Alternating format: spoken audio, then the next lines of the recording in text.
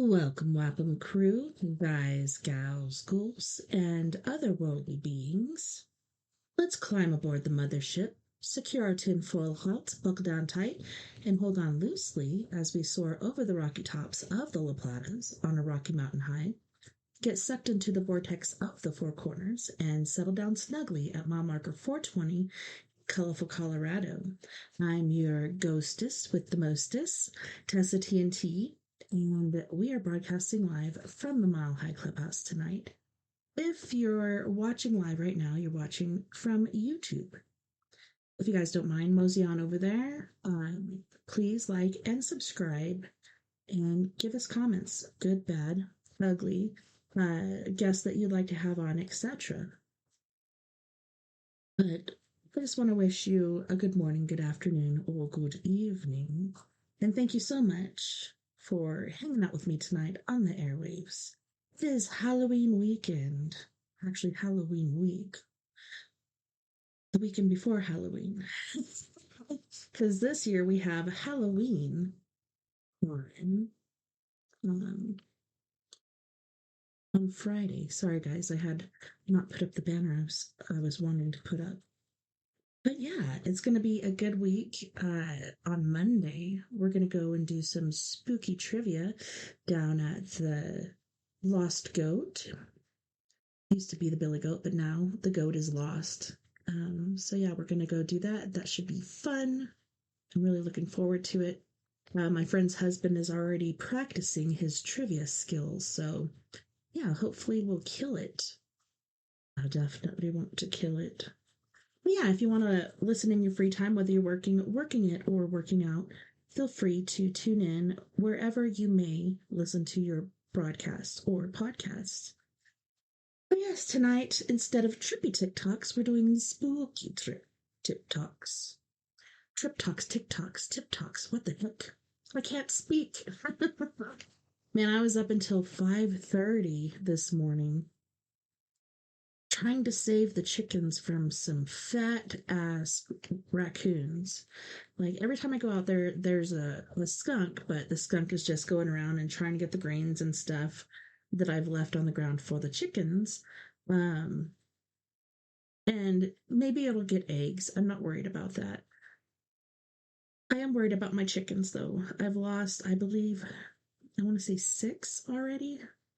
6 or 7, so that's not good. I hate losing my chickens. They're like my pets. Yes, if it came to it and the world was ending, yes, I would have to eat them, but otherwise, I just want their eggs. The eggs is what I want. All right, so let's head on over to check out some of our trippy, creepy, spooky TikToks.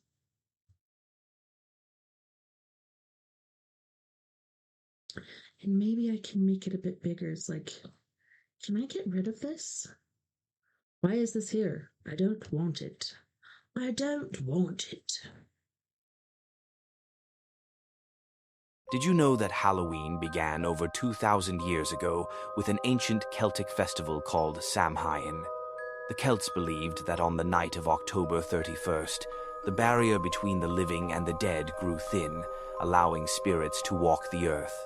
To protect themselves, people lit massive bonfires and wore frightening masks to confuse the wandering souls. They believed disguises would keep the dead from recognizing them, and offerings of food were left outside homes to satisfy restless spirits. When Christianity spread, the church tried to replace Samhain with All Saints' Day, calling the night before it All Hallows' Eve, which over time became Halloween. Traditions like carving jack-o'-lanterns came from Irish folklore about Stingy Jack, a man doomed to wander the earth with only a hollowed-out turnip glowing with fire. When Irish immigrants came to America, they discovered pumpkins bigger and easier to carve, and the tradition stuck. Trick-or-treating also has deep roots, tied to old practices of children going door to door, offering prayers for the dead in exchange for food. Today, we see Halloween as costumes, candy, and haunted houses, but at its core, it began as a night of fear when the dead were thought to roam among the living. Did you know that Halloween Thank you, Mr. Chairman. Something not want us to see this one? Come on now. Work with me, people. Thank you, Mr. Work Chairman. with me. Come on. Well, we should be worried, it says.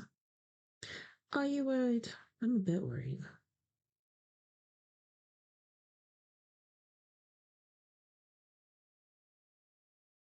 Oh. This mysterious object has completely shattered the narrative NASA's been feeding us for months. This wasn't a diplomatic statement or scientific debate. China's space program just publicly declared that Atlas is exhibiting capabilities NASA keeps denying exist.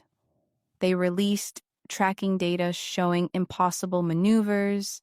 They shared observations of technology that shouldn't be there, and they warned the world to prepare for something NASA insists won't happen. But here's what makes this absolutely explosive. Within hours, Russia backed China's warning, then India, then Japan. One by one, space agencies across the globe started supporting China's assessment while NASA maintains complete radio silence. Either the entire international space community is participating in mass delusion about Atlas's capabilities, or NASA has been lying to us. And based on what China just revealed, it's becoming very clear which scenario is true. The geopolitical space race just revealed something both superpowers have been tracking differently. China decided the world deserves to know. NASA decided we should stay in the dark. Let's get straight to what China observed about Atlas, because their findings are absolutely mind-blowing and completely contradict everything NASA has told us. China's deep space tracking network captured Atlas performing maneuvers that should be physically impossible for a natural object. Over a 48-hour observation period, Atlas decelerated by 5,000 Mach, held a stable position in space for 6 hours, then accelerated back to its original velocity. Think about what that means. Comets don't hit the brakes. Asteroids don't pause mid-flight. Natural space objects follow predictable paths determined by gravity and momentum. Atlas is actively controlling its movement. Like a spacecraft navigating through our solar system, a propulsion expert analyzing China's data made it simple. What they documented is powered flight. No question about it.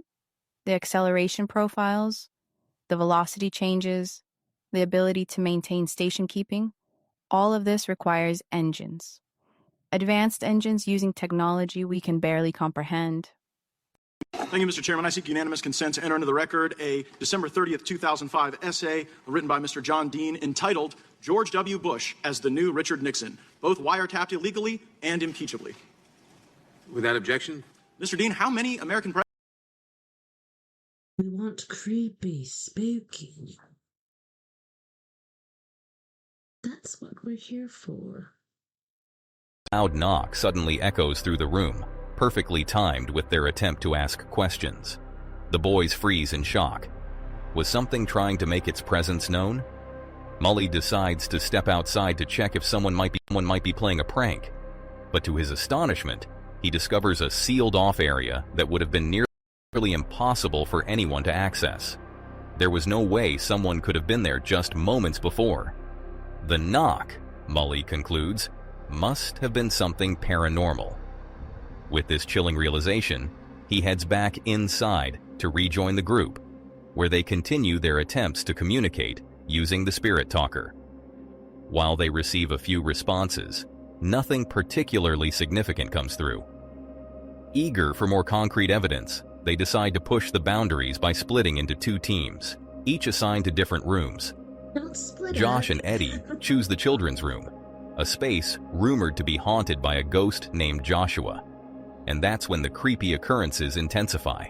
It's just been going off the whole time. Has it? Since you turned it on, yeah. Do you want to put it on the chair maybe so you can see it as well? Yeah. Yeah. What the f is going off even when you put it over Going here? off, dude. Put that one next to you and then put this one up front.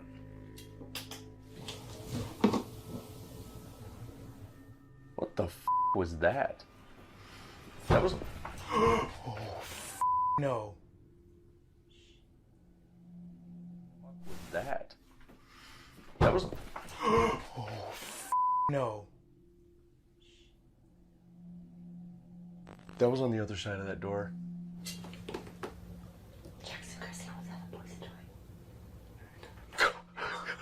No, you know what?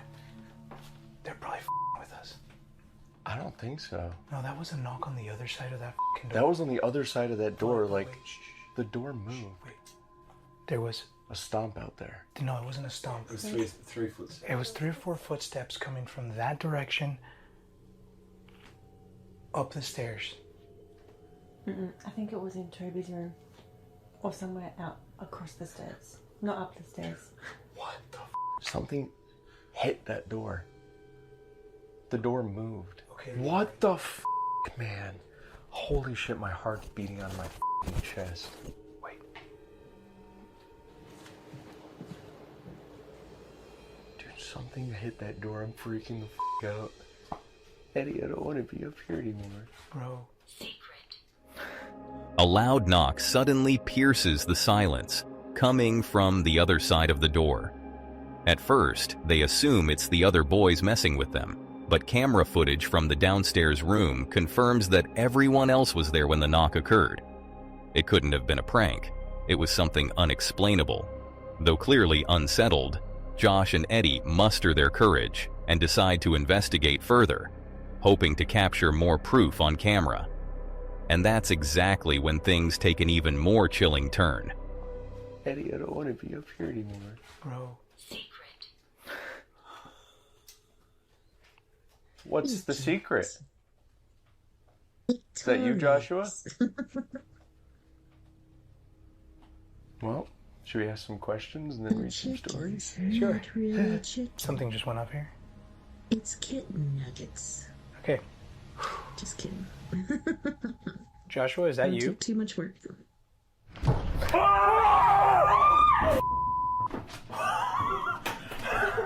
guy. No. It is. Okay. It is. It's okay. Joshua, is that you?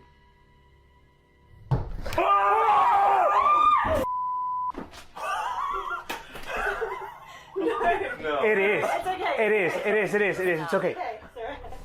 Just as they asked if Joshua was present, a loud knock echoed once again from the same door, as if confirming his presence. The boys screamed, clearly terrified by the escalating events. Thankfully, a camera positioned in another room captured the moment. The footage confirmed there was no one near the door who could have caused the sound. What's even more intriguing is that, at the exact moment of the knock, an orb can be seen fluttering through the room. For those unfamiliar, orbs are often considered signs of unseen presences, like ghostly figures. This could very well be evidence of something paranormal. No, man. That's Joshua. No. He's shy. No, bro. No. No, bro. No, man. I don't want to be here anymore, dude. Like, No, we have to. I'm gonna freak the out, man. Like, that's Kiwi up, on dude. two. That's really up. He said he's shy. I know. Dude, I've literally felt like This could be a random word that something just said on France. Off. It's okay. No, it's not. No, that's Immersion. that's like the worst thing I've ever I'm gonna turn this experienced. thing off. That is. Should we open that door? No. I don't know. Okay. It's fine. It's just okay. Listen, people are gonna say that shit is rigged. I'm telling you right now, the other boys are in a room downstairs. No one can now. Like they're not. All the security cameras too. We have all the security cameras showing where the boys are at the exact same time that this is happening right here. They don't open that door. Okay, let's just try one more thing. Yeah, let's just keep going. Chills ran down their spines as the unsettling realization sank in. Something was definitely wrong.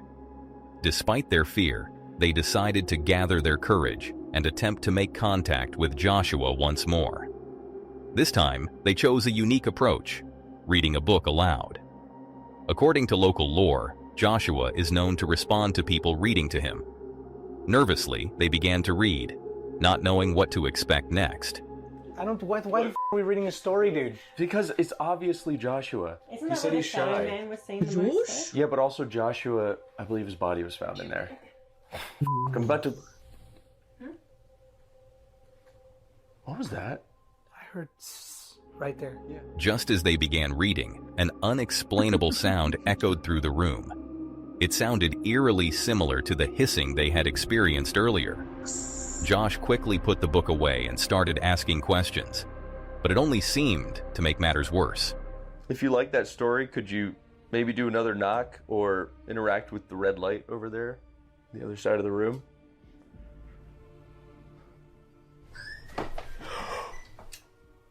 What the f was that? What in the f? What? We got to get the f out of here, dude. Dude, that was a... Let's go. That was like a squeal. That was a whistle. There's gotta be some kind of toy out here. I'm not here to Why would find it out. whistle? Let's f***ing go, bro. Let's get out of here. A loud, piercing squeal suddenly broke the silence, shocking everyone in the room. It sounded like a whistle. It was an too. unexplainable, unfamiliar sound, something none of them had ever heard in the house before. The group quickly realized they were dealing with a strong, powerful entity. Eddie had had enough. Something felt deeply wrong. He and Josh decided to head downstairs, seeking safety with the rest of the group. When the group reunited, Josh and Eddie shared what they had experienced, leaving everyone in disbelief, especially since they had captured clear proof on camera. The boys continued their investigation throughout the night, pushing through their fear until dawn finally broke. Exhausted and shaken, they left the haunted hill house with lingering unease. Their experiences, the tap on Mully's shoulder, the eerie hiss, the loud knocks, and the terrifying events in Joshua's room, left a lasting impression on them all. To this day, they remain unsure about what truly happened in the house. However, based on everything they encountered, they could confidently say one thing: something was undeniably off about that place. The boys knew they were heading to an eerie building, where unexplainable things had happened. But what if something terrifying occurs in a place that seems normal, where thousands of people walk through? Have you ever heard of the asylum that invented the straitjacket, and where doctors slowly went insane themselves? Welcome to the Utica Psychiatric Center in upstate New York, one of the oldest and most disturbing mental hospitals in America. It opened in 1843, when mental illness was barely understood. At first, it was meant to be a place of healing, but within a few years, it became something far darker. Patients were locked away, chained to walls, and forgotten. The hospital grew so overcrowded that some slept on the floors of hallways surrounded by screams. But here's where things get really disturbing. Doctors here created something called the Utica crib, a wooden box with bars used to restrain patients. It looked like a coffin with a lid. They claimed it was for calming agitation, but many patients never came out alive. And yes, this hospital... The most terrifying videos on TikTok. If you were easily scared, then this is your opportunity to scroll past. Still with me? This kid keeps telling...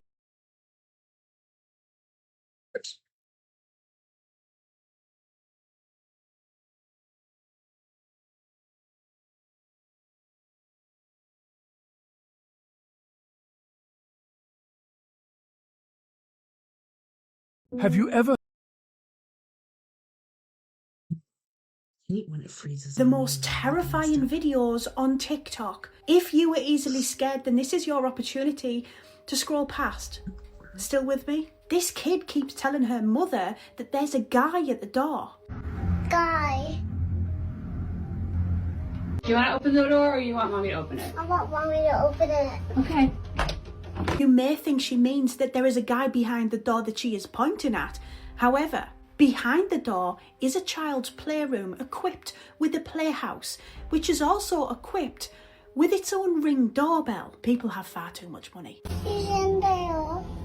On January 3rd, 2025, that doorbell camera started to record, which, by the way, only happens if the doorbell has either been pressed or motion has been detected. But when her mother reviewed the footage, this is what she saw.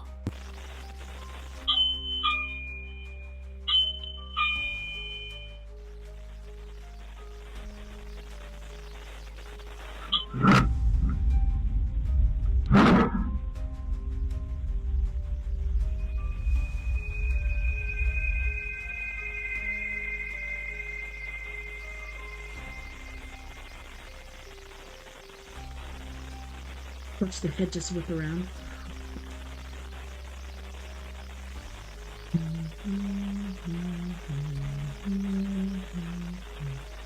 That doll's creepy.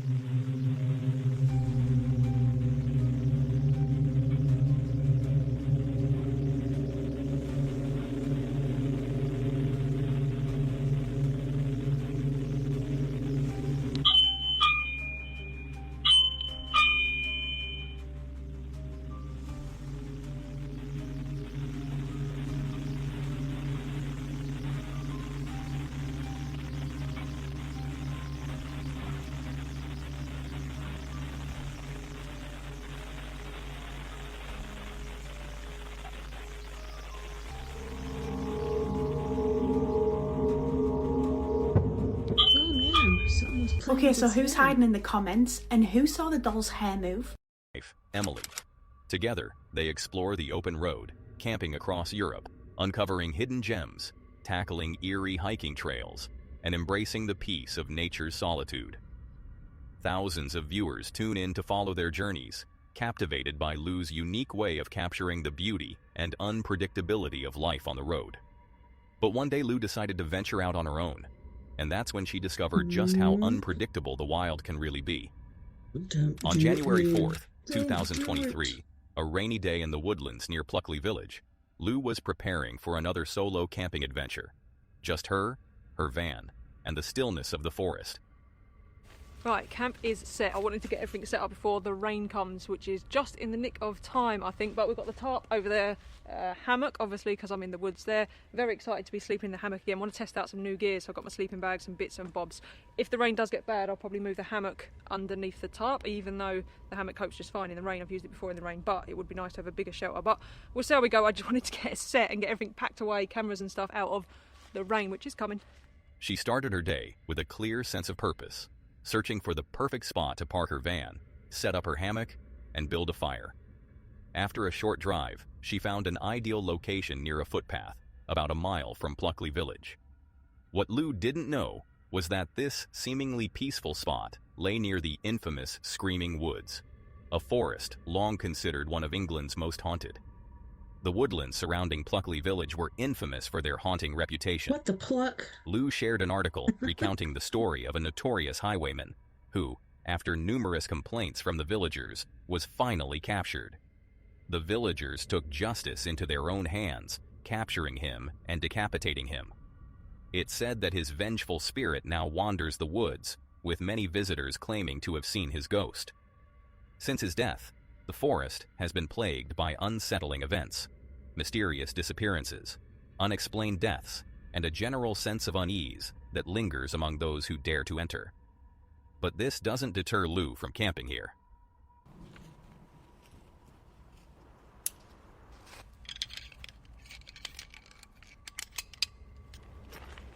She began by setting up her hammock, the familiar routine grounding her in the solitude of the woods.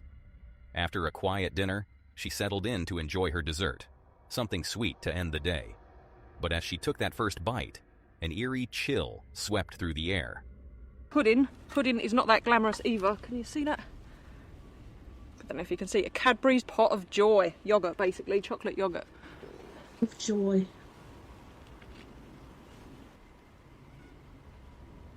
There is a lot of noises in these woods. Sounds like kids screaming. That's just a train. Is it a bird or is it kids screaming? That's a bird. That's a gunshot. I don't know if you'll be able to hear a lot of this, it's pretty distant, but it sounds like kids screaming. The stillness of the forest was violently shattered. A sudden gut-churning noise cut through the air, sending a cold shiver racing down Lou's spine. It wasn't just one sound, but a cacophony of them. Children's distant screams, the eerie rumble of a train somewhere, the sharp crack of a gunshot, followed by the spine-tingling howl of owls. The noises seemed to swirl around her, coming from all directions. Yet, there was no one in sight. And that's when an uneasy feeling crept over here, as if she was not alone. That temperature's definitely dropped now. I've had to put my woolly hat on and everything, but this is ideal. Honestly, I've never known a woods with so many strange noises. It's not just your normal birds and stuff and planes. There's a lot of planes. There's like this weird... Well, I don't really know how to describe it, but I'm tired, so I'm going to let this burn out in a bit, sit here and enjoy a fire for a little while, and then, head to bed. After a hasty dinner, Lou gathered her tools and set about starting a fire, using the wood she had chopped earlier. But again, the unsettling feeling that something is wrong lingers. She tells her viewers that she has never been in a forest with so many unsettling noises, and it makes her feel uneasy. The hammock's really comfy, thank God, so I should sleep well, I would think. Where's my big bean? What was that noise? It was a low, chilling, and totally unrecognizable sound. Lou's stomach twisted with unease. Every instinct screamed at her to stay put, but curiosity and fear drove her forward. She stepped into the darkness, determined to find out if something or someone was lurking nearby.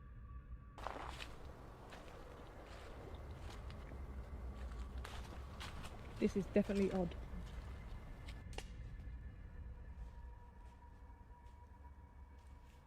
I've got no idea if you guys heard that or not, but honestly, I don't like it. I'm going to be honest. It's not deer. Like, I know what deer sound like. I've spent so much time with deer. Have you now? Lou froze. Soft, deliberate footsteps echoed through the woods. At first, she thought it was a deer, but the sound felt wrong, too human. Her unease grew with every step. Without thinking, she hurried back to her campfire. After sitting by the campfire for an extra half hour to calm her nerves and listening to the sounds, everything seemed calm again. She decided to settle into her hammock, hoping for a good night's sleep. Little did she know, that's not what she would get.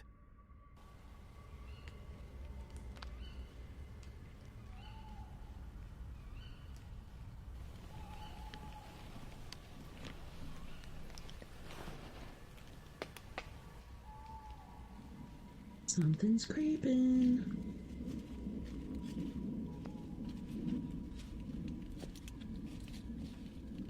It's getting close. And that's biped. Oh my gosh. I have a gun. That's what I'd say. Or a stabby jab jabby knife.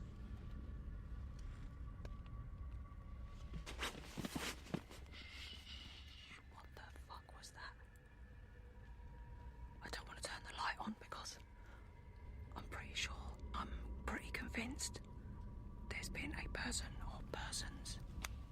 What the fuck? I've never wanted the morning to come as much as I do right now. As Lou lays in her hammock, footsteps can be heard wandering around her hammock, then suddenly stop, right next to her. Silence hung in the air until another set of footsteps echoed in the dark. Fear gripped her, heart racing, as she lay there, terrified, praying for dawn. But the night had other plans.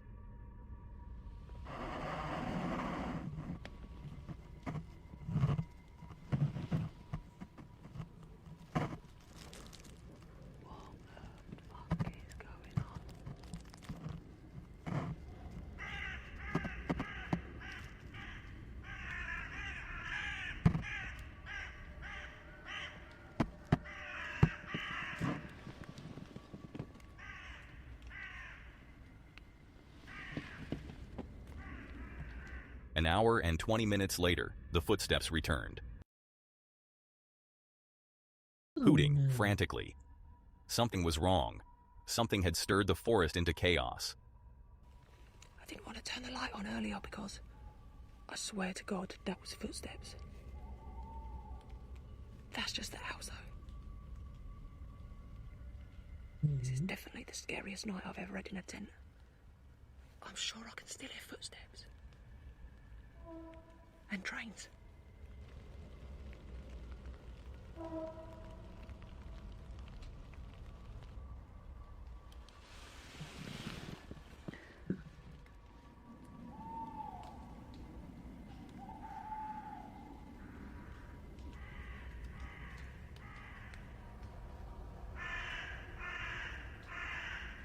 Most disturbing camping encounters ever caught on camera. Lou was awake and full of adrenaline. The crows shattered the silence, so she decided to wait for the sun to rise. Dawn broke. Lou got out of her hammock and logged in to share her experience with her viewers. At first, I thought perhaps someone from the footpath had got lost and wandered in. That was the first time at 2 o'clock in the morning. When it happened again at 3 and then again around 3:20, I decided it's definitely not just a lost dog walk out at that silly o'clock. So, yeah, don't know what it was, but there was definitely someone walking around this tent. It was no way was it a deer or a fox or any kind of mammal. The footprints were all wrong. Safe to say I did not sleep very well at all. Still haunted by the memory, she admitted she had never encountered anything like it before. While she had faced a few strange situations in the past, this night was different. Its sinister undertones lingered in her mind. Luckily, Lou made it out safely. But as she recounted the chilling events, one question remained unanswered. Who did the footsteps really belong to? Perhaps it's a mystery better left unsolved. And the same can be said about the encounter in the following. This disturbing video was accidentally captured during a TikTok live stream, and it has already shocked millions of viewers.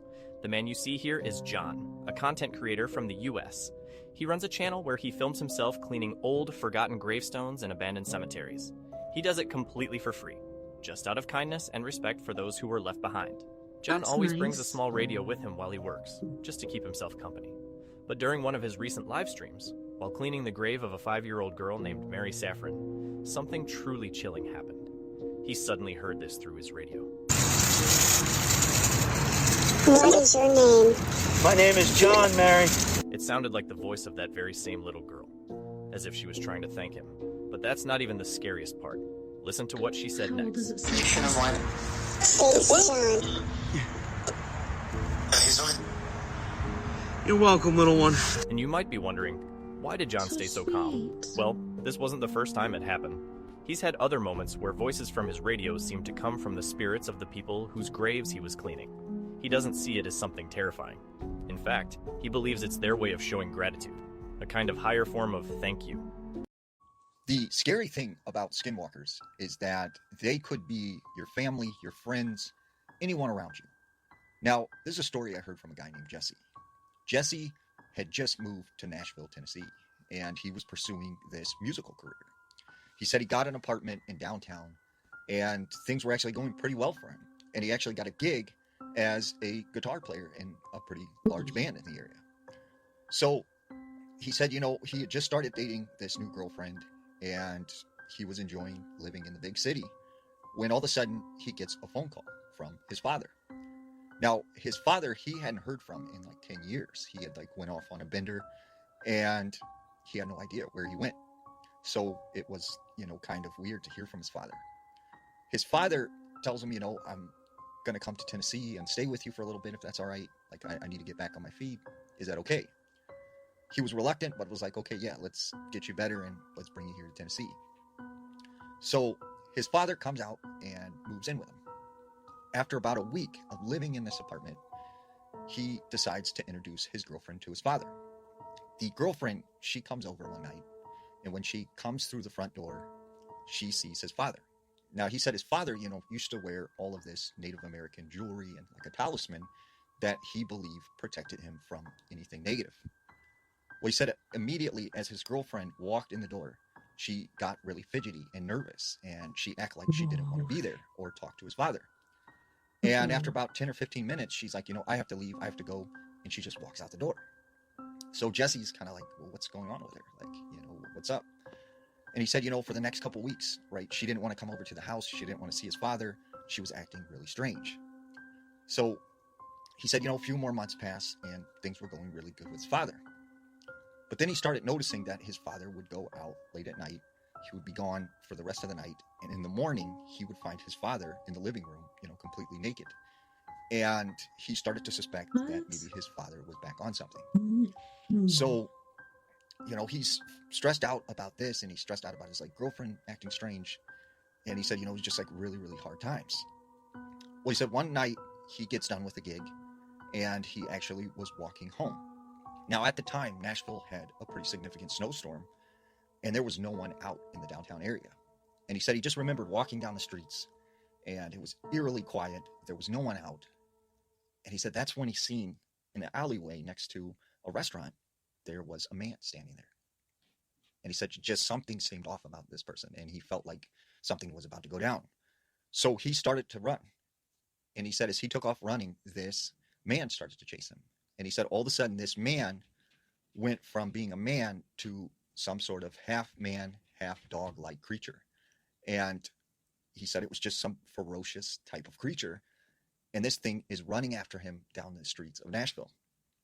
And he said he trips in the snow, he falls to the ground, and this thing comes over on top of him and starts smelling him. And he said all of a sudden it turned its head. And he said as he had him, kind of pinned down on the ground, he looked over and he noticed, there was a tattoo on this thing. And it was the exact same tattoo that his dad had on his wrist. And he said this thing just turned and it got up and it took off running down into an alley. And he said at this point, he suspected that whatever this thing was, most likely was his father. And he was now terrified. So he goes back to his apartment. He calls up his girlfriend and he's like, hey, I'm freaking out. Like, this is what just happened with my father. I know you don't believe me, but, something is wrong. His girlfriend comes over and she starts talking to him. And she's like, the reason I've been acting weird is because before you introduced me to your father, I was walking down the street and I seen your father eat a dog. And I didn't know how to tell you that. And I didn't know what you would think or if you would believe me. And so I knew something was off about him. And once he heard this, he was for certain that his dad was whatever this creature was. So him and his girlfriend, they locked themselves in the bedroom. And about 1 a.m., he said all of a sudden he hears the front door open of his apartment and he can hear footsteps coming down the hallway. And then bam, bam, bam, bam, bam, bam, bam. He hears this banging sound on the door. And he hears his father screaming, yelling at him to come out, get out of the bedroom right now. And he's like, no, I'm not coming out. And he's like, you don't understand. She's a skinwalker. You need to get out of there now. And he said that's when he turned and he looked behind him and he seen his girlfriend was no longer his girlfriend, but the same creature that he had seen on the streets. And so he ran out the door and he said his father did some kind of ceremony and whatever this was took off out of the apartment and he never seen it again. Watch this, y'all. This man, he called his boss asking him, why didn't y'all tell me they had a new employee, right? He constantly looking back, right? He talking to somebody, right? Just watch, this is creepy. Look, having a whole conversation with somebody, right? Saying that somebody came and he dapping that person off and everything. Now see, look, y'all see when he dapped them off, look what happened. He dapped him off. You see that shadow? And then the shadow goes over here and he pulling the chair out for him. He swore to God he sat there and had a whole conversation with this person. He moved over talking to him and everything. In this video, a security guard is left confused when he learns of a new employee he wasn't informed about. However, when he's shown the security footage capturing his perceived interaction with the new employee, he discovers something pretty terrifying. His most terrifying experience while solo camping unfolds. Let's dive into it. Jake began his ascent to the top of the mountain, where he planned to set up camp for the night. At first, nothing seemed out of the ordinary, just pure, beautiful nature surrounding him. That is, until he reached his campsite, when things started to become a little unusual around him.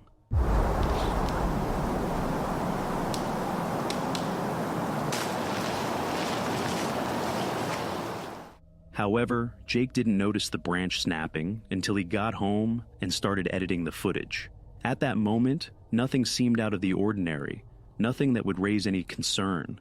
He finishes setting up camp, and by the time he's done, night has fallen. The forest is swallowed by darkness, and an unsettling stillness begins to take hold. That way, cannot see a thing. And I don't think I was recording earlier, but something made a heavy sound over there. Could have just been some old rotted logs settling. But up that way, a couple miles, there is a camp, but I don't think anybody's hiking this way back down. Jake had noticed another camp farther up the mountain, but didn't think much of it at first. Nothing seemed suspicious, that is, until something happened much closer to where he was.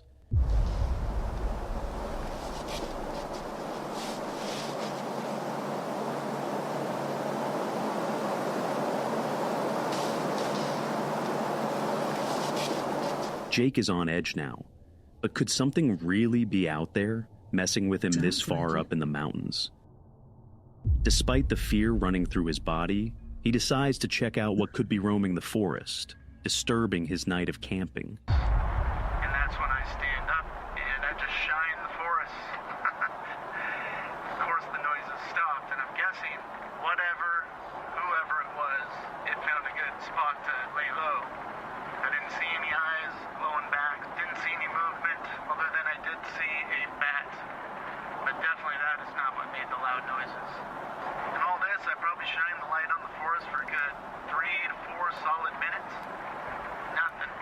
Despite nothing seeming to move as Jake stepped forward to investigate, things were just too terrifying to continue, so Jake decided to pack up his camp and leave. And once I get out to the road, I just take a quick look up towards where the creek is, and this is where it gets terrifying.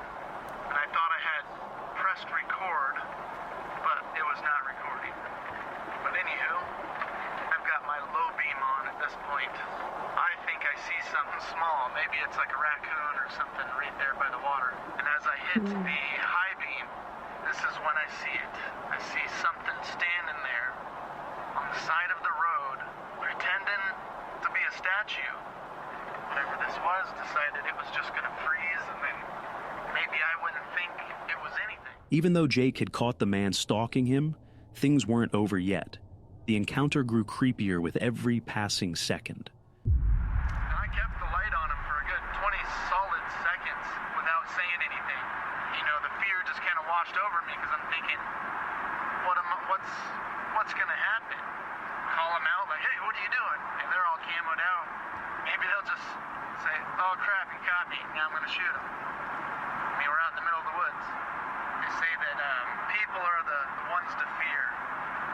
It's not the animals. That's what I'm saying. People are scary. That is what happened, and eventually after the 20 seconds, he didn't move. He just kept standing there. So I just pretended like, oh, maybe I didn't see it then. On my way out, periodically, I'd turn back, check. Nope, didn't see him. He's gone. And that's that. Very, very strange, and I don't know what the plan was for me if I'd stayed there. For Luke, it served as a chilling reminder. The most dangerous things lurking in the woods aren't the dead, but the living. From the mountains of Washington to the forests of Germany, where another camper, alone, confident, and unarmed, returns to his tent to find someone else has already been there. On July 26, 2025, a YouTube channel named Generic Chris, run by a small creator from Germany who shares videos of camping, traveling, and drone footage, uploaded a new video. In this particular one, he's out somewhere in Germany camping alone, but things quickly take a turn for the worse. At first, nothing seemed out of the ordinary. Chris was out in the woods of Germany looking for the perfect camping spot and setting up his hammock. But it didn't take long before his biggest fear became a reality, and the mood took a turn for the worse. So, my biggest fear in this trip just came real, man. There were people there. I mean, I'm just chilling, like, in the hammock. Although nothing was wrong yet, and some of the people were just passing by, It gave Chris an eerie feeling that this might not be the best camping spot. But with daylight fading and rain expected that night, he didn't have time to move somewhere else. I don't know what I expected, but it's really quiet. Even though people passed by from time to time, the quiet woods were filled with bone-chilling sounds echoing through the darkness. Every rustle and snap set Chris on edge, but despite the growing unease and fear of what the night might bring, he decided to stay put. And there's just so many fucking weird noises. Yeah, let's see if I really sleep here the whole night. It's going to be fucking creepy, man. Chris leaves the campsite to grab the sleeping bag he'd forgotten in his car. But when he returns, he discovers something disturbing. Someone has been at his campsite while he was gone. Wow. I just smelled someone. That sounds weird. But like BOE? Because they've been out there for a while? But you know how some people... It's not like bad smell, like just body odor. Or like their smell. That didn't smell like me. Well, it is getting creepy again. And weird. Creeped out, Chris decides to call it a night, hoping nothing will disturb his sleep. It's almost 10. I'll try to get some sleep now. It's very creepy. I closed the tarp, so yeah, whatever happens, that's all the protection from the wind and weather that I'm gonna get. And yeah, it's midnight, so I'll try to get some sleep. Luckily for Chris, and for his loved ones, the darkness stayed still, and nothing returned to his campsite. While Chris's experience felt like a warning to outdoor explorers, Ashley's story in the final case shows what happens when that warning becomes reality, whose peaceful campout turns into a desperate... Halloween was scary back then. Oh, their costumes are so creepy.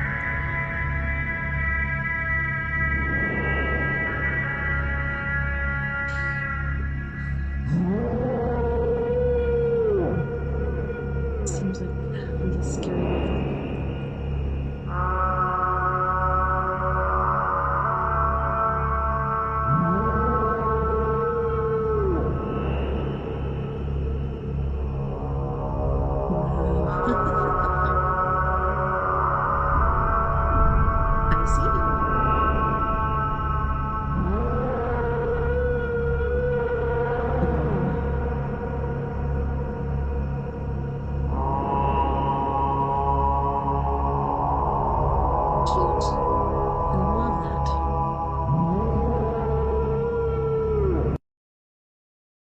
Trigger warning, okay? I'm gonna have to figure out how to bleep a lot of this because this is insane. This is probably the most brutal story that I have ever read.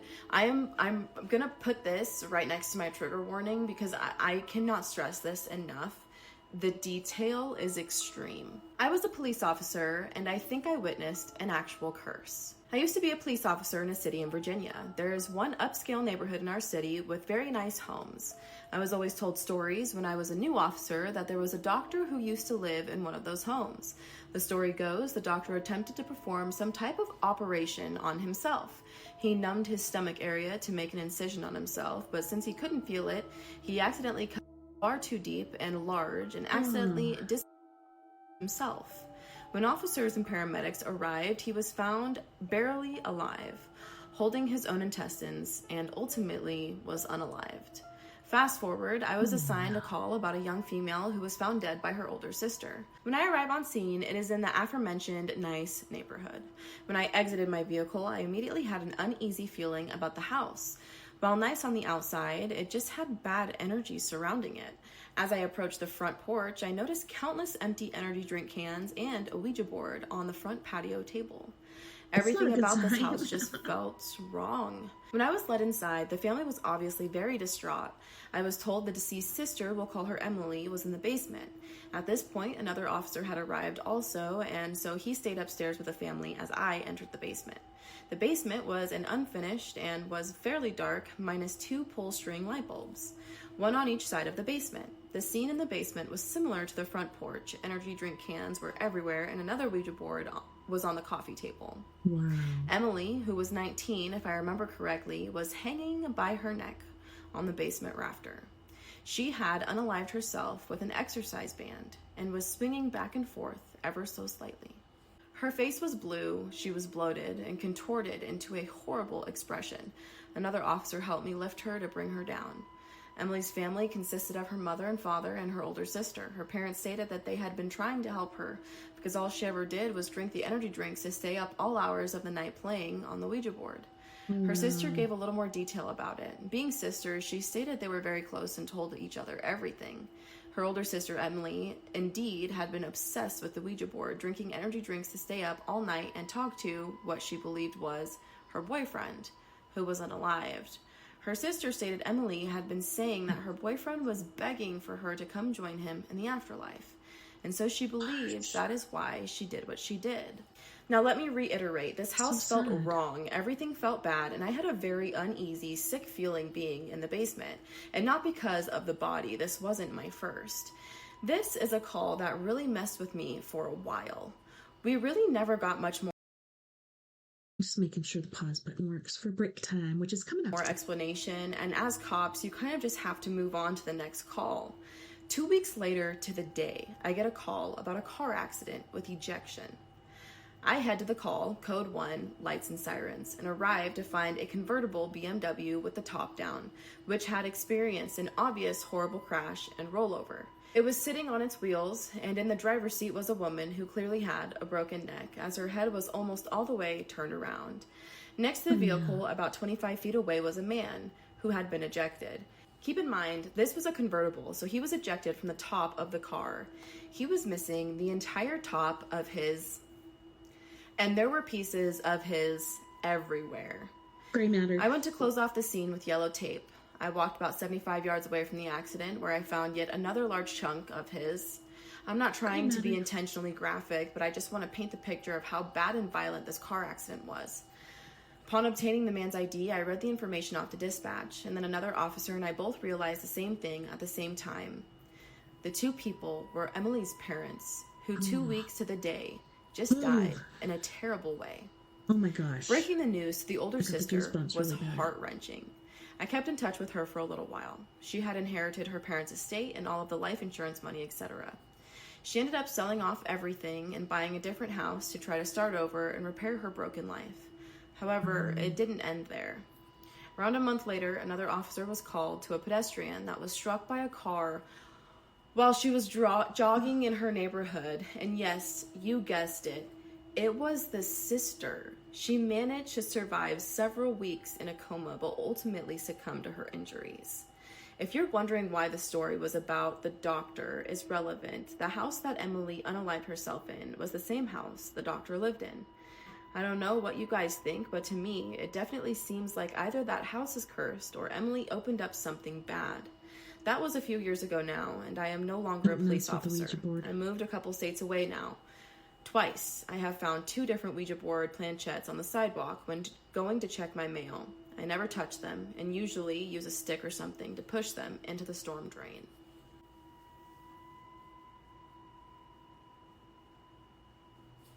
Oh my gosh. Oh my god. This came from Reddit. The username is weird-suggestion-152. Weird Suggestion 152, and I did get to have a chat with this man. He actually is an active writer. This story is true, but he does write some other stories that are things he just comes up with. I would encourage you to go find him on Reddit and just read them because they're fantastic. Additionally, on his Reddit, he does have some places where you can donate to him to help him continue writing, and I hope after listening to this story, all of you will consider doing so. Firstly, OP, I just want to extend my condolences. To you, as someone who had to endure such horrible sights and be the ones to be the first to call, because you're the ones who protect our society in these communities. This is horrific and like mind altering. I really truly could not imagine doing the job that you have done, and I just thank you so much for the work that you put in and the things that you endured so that we don't have to. I am beyond grateful for you, and I am again so extremely sorry that these are things that you did have to witness. Absolutely believe you. I believe 100% that this was a curse, whether it was the type of curse where the doctor was like, whoever comes into my house again will meet my angry fate, like that's what I see in my head. But or if she unleashed something or whatever the case may be, 110% agree with you. Something came after this family and took them out in horrific ways, one by one by one. I would even go as far as to say that if they would have had any offspring within the time that they were still alive, one after the other, it would have gone after them. This is giving very Final Destination. The evil doctor is giving the House of 1,000 Corpses, Dr. Satan. Like this is horrific, and I really truly hope that someone locked up this house and threw away the key. I just want to thank Oki again for allowing me to read this story. He does typically charge for his narrations, but I was ever so lucky to not have to do so. So if you do find one of his stories and you do want to read it, if you think you have the voice for it, 100% go ahead and message him and he can give you his rates, because I think it's certainly worth it. His stories are fantastic and beautifully written. With that, I bid you adieu. This was a horrendous story to read out loud. It broke my heart into a million pieces. Could not imagine it. I love you guys. Have a great day. Goodbye. Bye. All right, guys, so that'll bring us to our first music break. And on this music break, we have Mr. Jeff Hilliard from Los Angeles, California, and he's going to be singing Consensual Schmeckschwan, Multitude, Silicone Wave, and Finger Bang Your Day. You guys don't go anywhere. We'll be right back after this music break. I got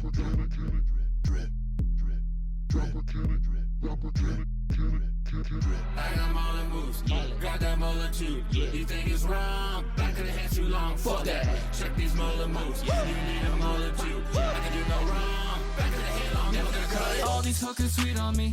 Look at them chasing me, showing me that ass. And I bang up the snatch. I do this shit for free. Go down your mom till 3. She's taking selfies with the mullet like it's history. How can I maneuver you with that pussy, dude? You sit like Buddha waiting on it to come to you. My lines are straight to the point. She shows me gratitude. So what's your latitude? Let's adjust your attitude. Alligator, double dually Lamborghini. All up in a silly little yellow polka dot bikini. I got all the moves, I got that multitude. You think it's wrong? Back of the head too long. Fuck that. Alligator, double dually Lamborghini. All up in a silly little yellow polka dot bikini. Check these molar moves. You need a multitude. I can do no wrong. Back of the head long, never gonna cut it.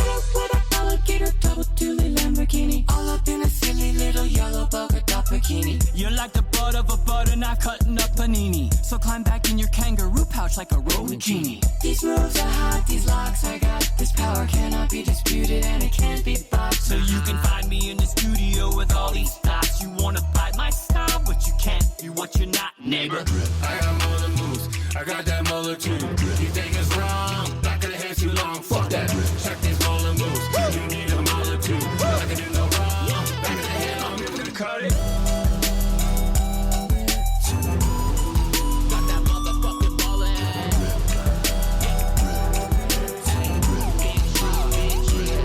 You wanna touch it? Yeah. Next time you come around here with your bitch ass, just remember how my mullet makes your hose pussy drip, drip, drip. I got molar moves, I got that multitude. You think it's wrong? Back of the head too long. Fuck that. Check these molar moves. You need a multitude. I can do no wrong. Back of the head long, never gonna cut it. I got molar moves, I got that multitude. You think it's wrong? Back of the head too long. Fuck that. Check these molar moves. You need a multitude. I can do no wrong. Back of the head long, never gonna cut it.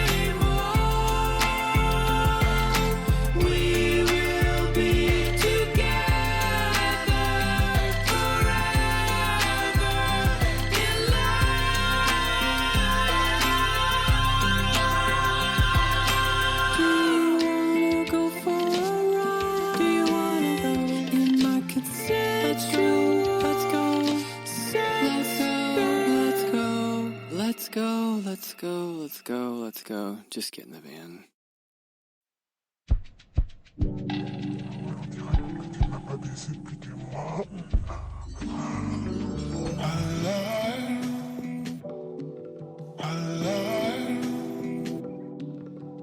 I just got a package, I can't wait to get home. I spent all day tracking the shipment on my phone. All that she was lacking, I ordered custom. I can't wait to get some, take it to the bedroom. Bitch is always nagging, now I got the air. I send this bitch is packing, going my way. I have a new attraction, don't care what you say. It's better in every way, now baby it's time to play. We're gonna make us a tape and show everyone the way. Cause I'm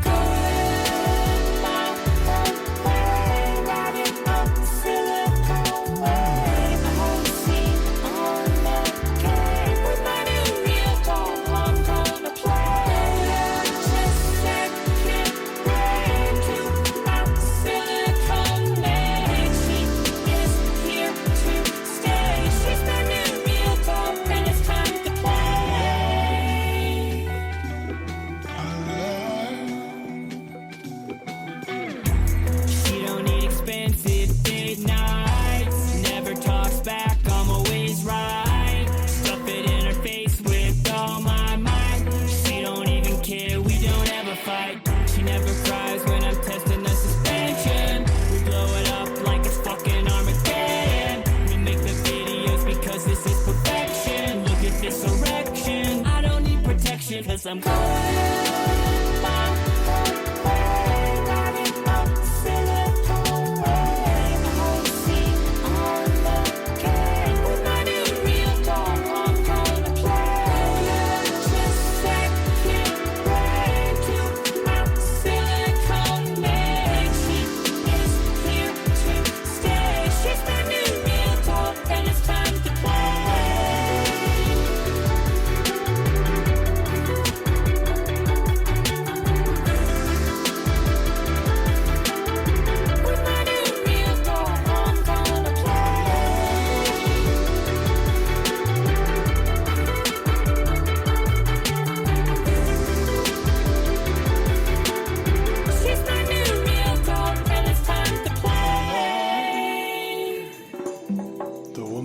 dreams.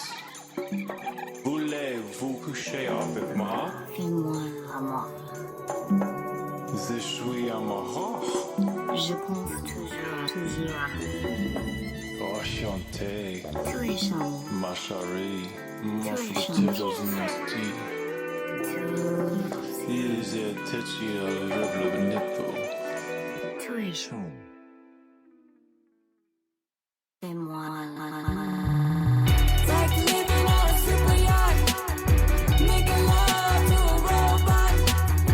It's like owning a football team, but having sex with a robot. It's like winning an Oscar and Emmy or Grammy when you're fucking a robot. It's like saving a family with a newborn from a fire, but you're fucking a robot.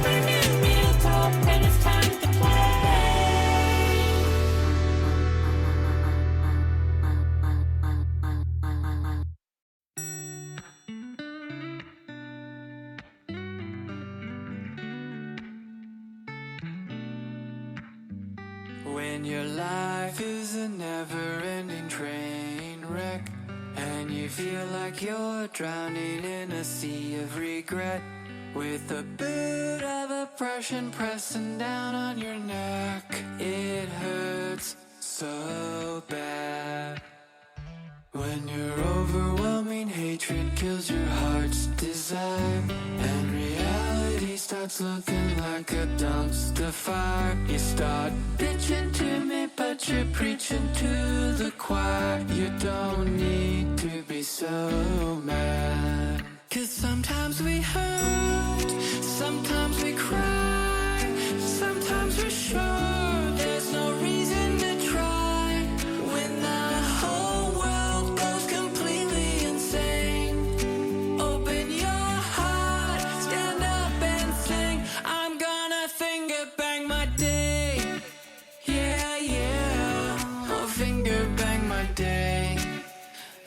it's right. You gotta make the choice to give it all you've got and make your day long with pleasure, really make it hot. Because your day deserves a lover that pulls out the stops. Come on, it's not so hard. 'Cause sometimes we hurt, sometimes we cry, sometimes we should. There's no reason to try when the whole world blows up in our face.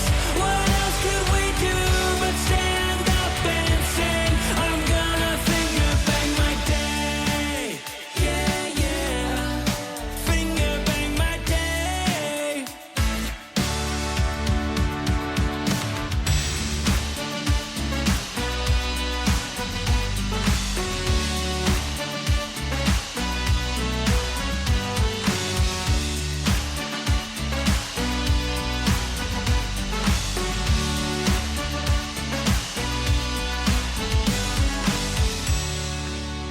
Hey, what are we really doing?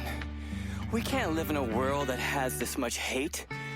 We have to get honest with ourselves. We have to take stock in what our part is in all of this madness. We have to let go. And we focus on giving love, setting that intention. And each and every single one of us gets up every day with the intention to give love. And we do it. We go out there and we give love every single day. Each one of us gets out there and makes love to our day. Giving our day a multiple orgasm. The whole world will be orgasmic for the rest of eternity. Sometimes we hurt, sometimes we cry, sometimes we should. There's no reason to try when the whole world is fucking insane. We open our hearts, stand up and sing. I'm gonna finger bang my day. Finger bang my day. Finger bang my day. Let's open our hearts, stand up and sing. I'm gonna finger bang my day. Yeah, yeah. Finger bang my day.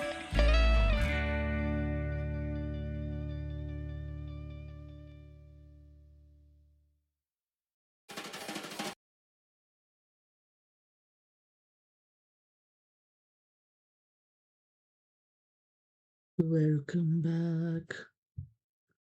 Welcome back, Wapham crew. Thanks so much for hanging out with me tonight on We Are Paradox Media's Late Night in the Rockies, where we're getting spooky. Very spooky. So exciting, I had to open another energy drink. All right, so we're going to get back into our spooky, creepy TikToks.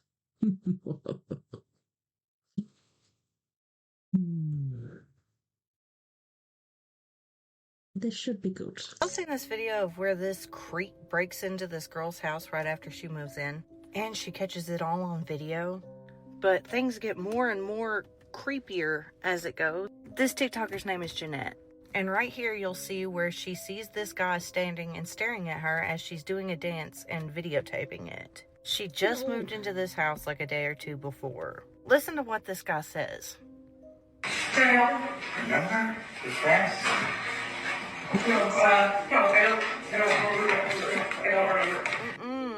Gonna pan over and you're gonna see the guy that's in her house. When she was first moving in, her friend was with her and she said she seen a man in her bedroom. And she called the cops, there was nobody there. But here the man is again, and he's clearly standing right there. And in the reflection of the mirror, he's just a solid black shape, which is weird. But she obviously rushes out of the house and runs to her neighbor's house. But did you see it when she was running out of her house? If you didn't, I'm going to play it back for you. Right here, the door opens on its own. She calls the police arrest this man. When a few nights later, she's videotaping her cat when this happens.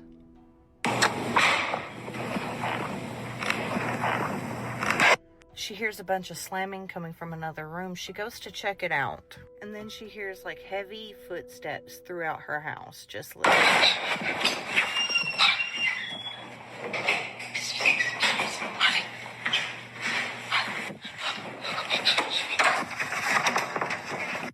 So she immediately runs, gets her pepper spray, and is staring at the door. But look at the bed. Impressions from something putting pressure on this bed appears. She notices this, runs away, calls the police again, shows them the video footage, and they don't see anybody in her apartment. So with a combination of this door opening by itself and the impressions on her bed, I do believe that her apartment is haunted. But it seems like the ghost is trying to help her out. The stranger standing in her living room, the ghost goes ahead and opens the door for her. What do you guys think about this? And what would you do if you lived in an apartment like this? Let me know. That cat looks so irritating. A mother and her baby are alone at home when something very unsettling is caught on camera. According to the mother, she has no words for this terrifying encounter.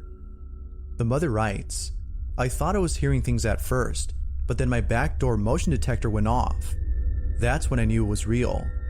She further adds that only she and her child live alone in this house. So whatever was caught on camera had to be someone or something else.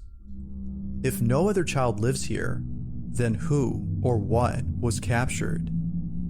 This is what was caught.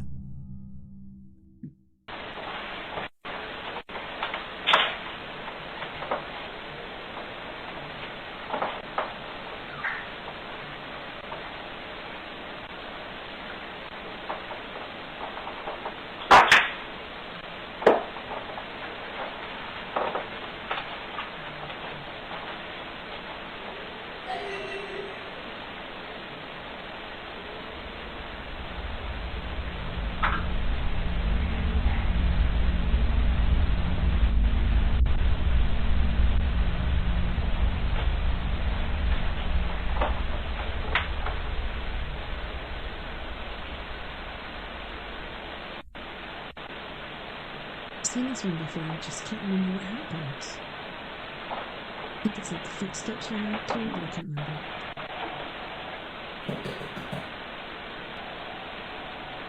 It's not like that. Oh, help! Out of nowhere, a child's giggle is heard inside the house. But even more creepy is the fact that her baby was already looking at the direction from where the laugh had come from. Initially thinking it was just in her head, she turns away from the source of the voice, seeming less scared, when suddenly the sound of running footsteps is heard. It is at this point that she begins to realize that maybe someone or something is inside her house. It was only after the motion detector went off that she quickly fled away from the scene. As we already know, there shouldn't be another child in the home, yet a kid's voice is heard inside.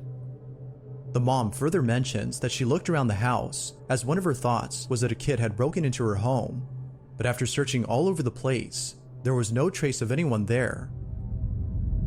Of course, it's not certain if a ghost or an entity was caught on camera, but until more info is given, the question still remains: just who or what was inside the house? This girl from Miami posted a video of herself swimming in the ocean early in the morning. At first glance, nothing seemed unusual, but if you look closely, the water looked kind of weird. It was dark and full of bubbles. Still, she was happily diving and playing around in that foamy water, thinking it was just regular sea foam from waves crashing against the rocks behind her. She had no idea what was actually going on. As soon as she uploaded the video to TikTok, it blew up. Over 60 million views in just one day. People in the comments immediately started pointing out that it might not be sea foam at all, but sewage. Yep, a sewage contamination. The dark color of the water could be explained, but those bubbles were a clear sign of bacterial activity. Decomposition, basically. But then, a local chimed in, a maintenance worker who said he works on that very beach. He revealed that earlier that morning, just about 150 meters from where she was swimming, a sewage pipe had burst, which means she was literally swimming in raw sewage that the city had ended up dumping into the ocean. The concentration of sewage was estimated to be around 20 to 30%. It's honestly hard to understand how she didn't notice the smell. If you're home alone, don't watch this. Because when you're alone, every noise feels louder. At first, it's nothing. The pipes, the fridge, the wind. You tell yourself it's normal. But then it happens again, from the same place. Don't panic. Breathe slowly. Turn on a light. Turn on the TV or play some music. Fill the silence with something you recognize. And if you have a dog or a cat, call them. Their presence can calm you. It helps you remember you're not really alone. If the sounds stop, good. It was just your mind trying to make sense of the dark. But if one of the lights turns off by itself, or if the noise keeps going, even louder, stop moving. Listen carefully. Go to a room where you feel safe. Close the door, leave one light on, and stay there. If you need to, call a friend. Talk softly. Stay calm. Sometimes it's nothing. Sometimes the mind plays tricks when you're alone. But sometimes, you might not be completely alone. I'm recording this just in the off chance that no one believes me. Maybe I can catch it. And by the way, I have a freaking cemetery in my front yard, which probably doesn't help my cause. But I was just inside. I'm by myself with my dog.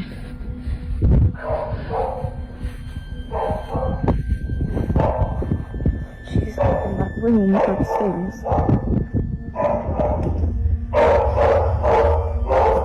Is this the one where it's in the closet? Sorry about the barking, guys. Josie? She's all quiet all of a sudden. That would really creep me out. Josie. Really.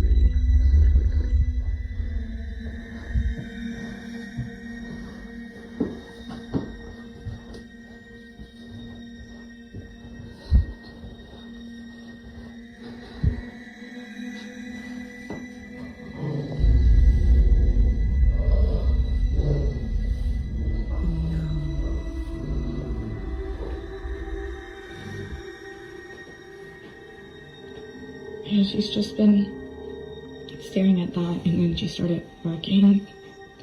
Then she growled. And when she growled, I kind of like booked it. Staring at that, and then she started barking.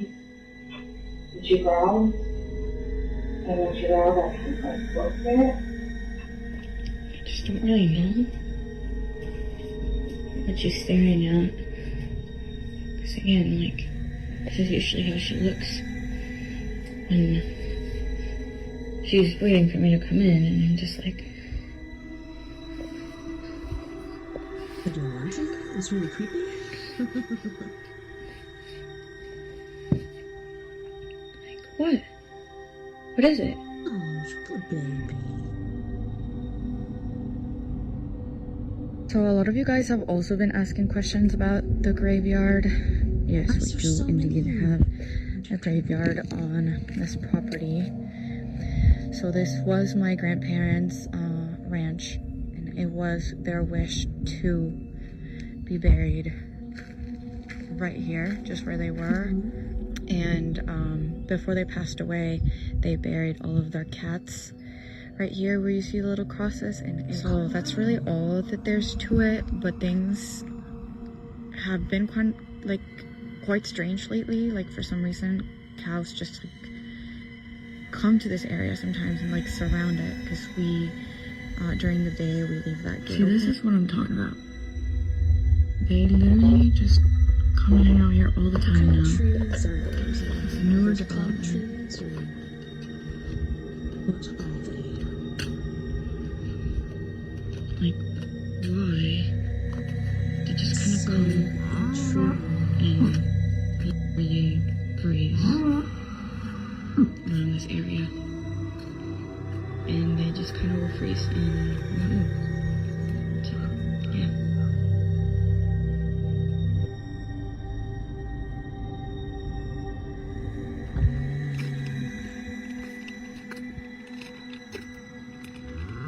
Hi. Wanna get some burgers, are you? Thank you. See, this is what I'm talking about. Every freaking night, like even at night, they even come and hang out here, and they just like stand and like.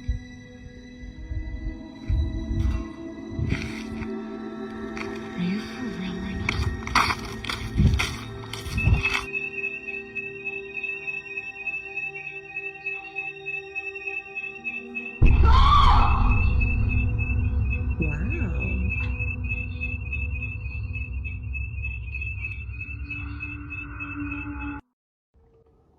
whatever reason, they're pretty close to the house this morning.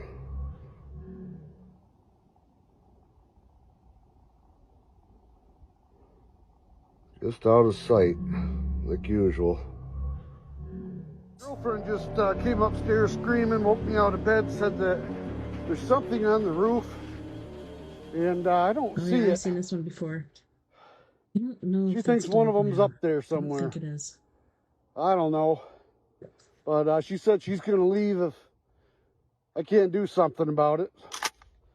So I don't know what to do here. Did he just cock his gun? Wow. What the hell was that? All over the damn place again tonight.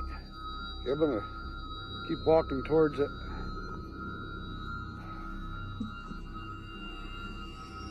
Might actually get to capture something here.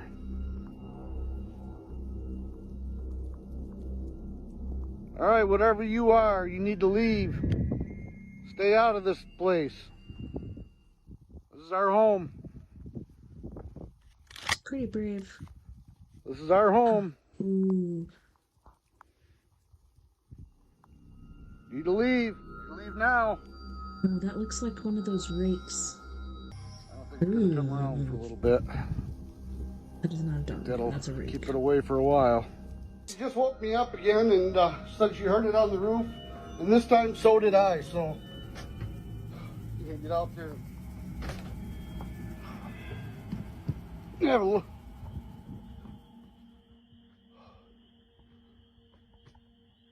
Okay. Oh, holy shit. All right. Some is one on the other side of the house. Oh. That's so creepy. Oh. What the hell? Something dead. Where'd it go? Is it one of your What is chickens? that? What the son of a... What's going on here?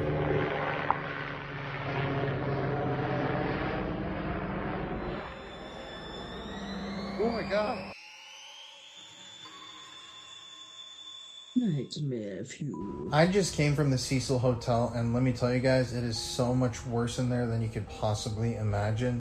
So we just filmed a paranormal investigation in there, and it is the darkest energy I think I've ever come across, or at least some of it. Like, literally, this woman is telling us she lives in there. There was recently a man who died, and he was in his room in the Cecil for a week, rotting. And for that entire week, another person was living in the room with their old roommate's decomposing body. And apparently, according to them, this just happened like 2 weeks ago in there. I was also talking to another guy who lives there, and he said that just last year he watched as somebody threw themselves off of the roof with something tied around their neck and ended their life.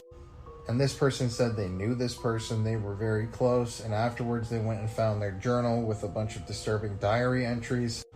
I mean, I do paranormal investigations all the time, full-time as a content creator, and you guys just don't have any idea how truly bad it is in there. I mean, and also we saw everything from feces on the floor and on the walls to open usage of substances. There were also rats and animals in there that we saw, stains everywhere. I mean, it was like the darkest hellhole of energy even that I can possibly describe. And like, we've been to the demonic places, like the Sally House, we've been to every demonic place ever, and like what I just experienced was so much beyond anything that we've ever encountered. I mean, like, truly fucking dark.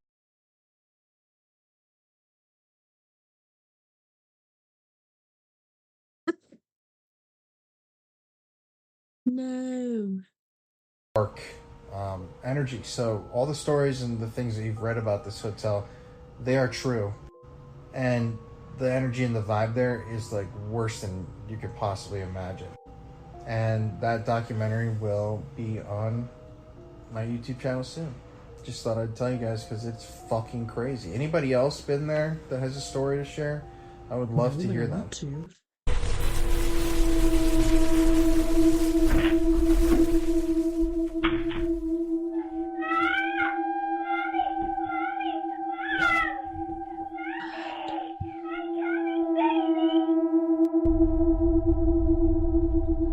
What the heck? Oh my god! What is that? I don't know. Wait, it's in the room.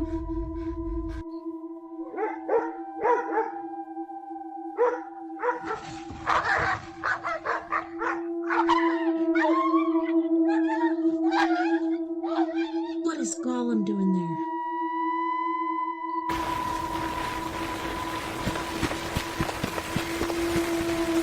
What is this AI channel?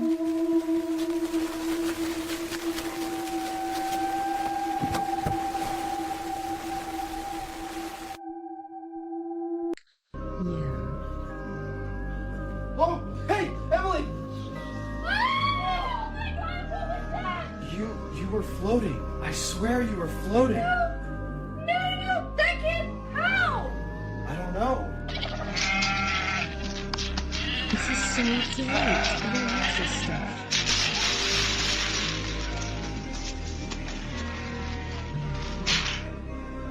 So irritating. Inside, sweetheart. Watch your head. Get it.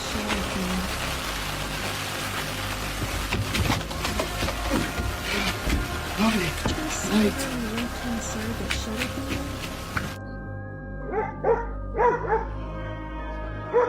Is this from another animal?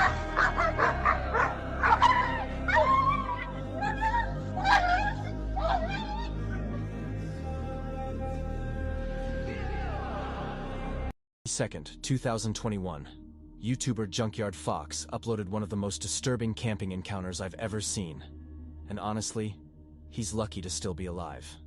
He had gone out to West Texas to spend the night in a primitive shelter he'd built earlier. At first, everything seemed fine. His spirits were high, the weather was warming up, and he proudly showed off his shelter before settling in for the night.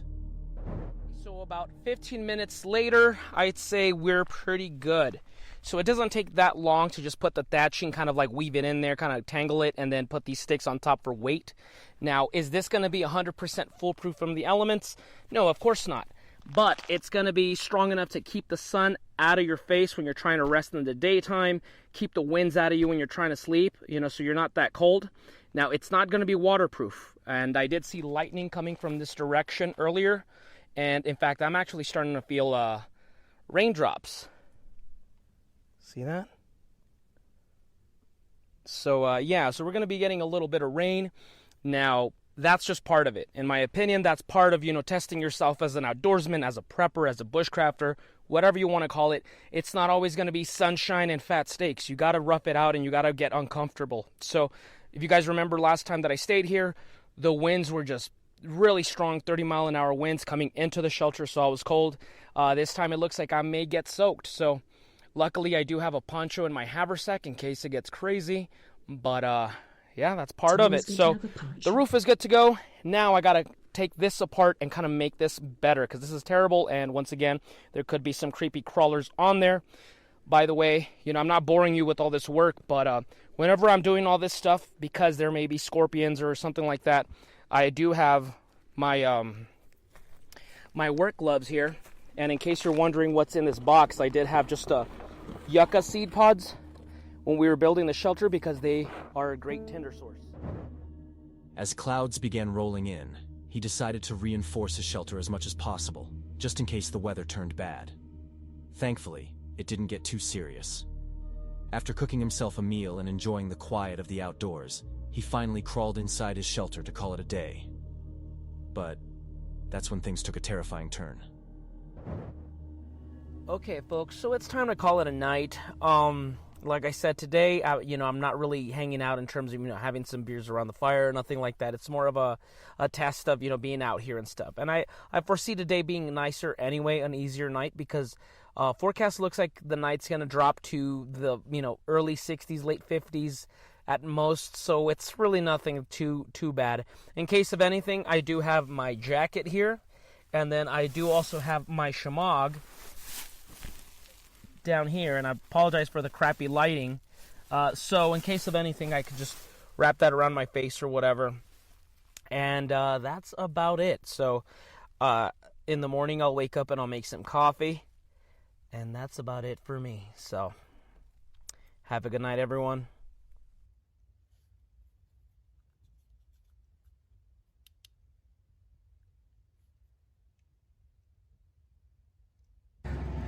Okay, folks, so change of plans. I was asleep for 2 hours. Then I woke up to a truck driving nearby, and they shot my truck. They legitimately shot the windows on my truck. People I don't know. This is crazy. Look, these are my windows.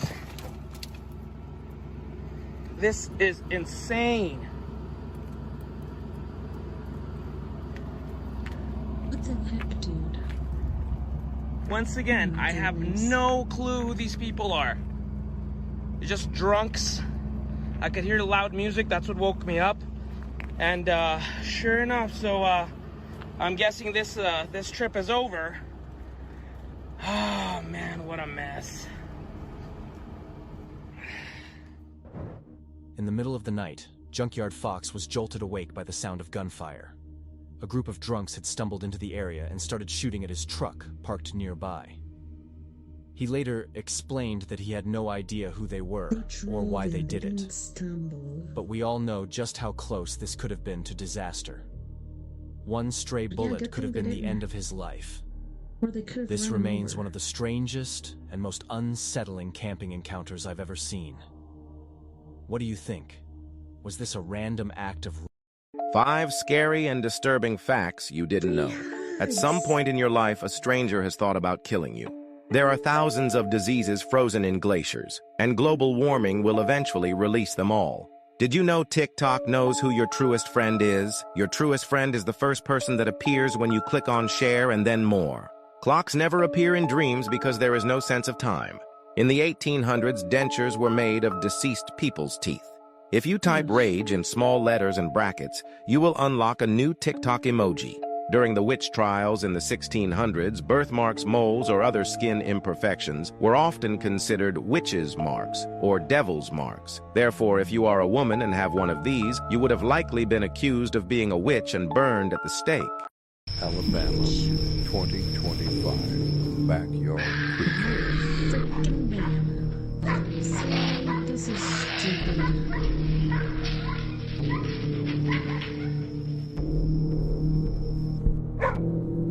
I'm so sick of AI already.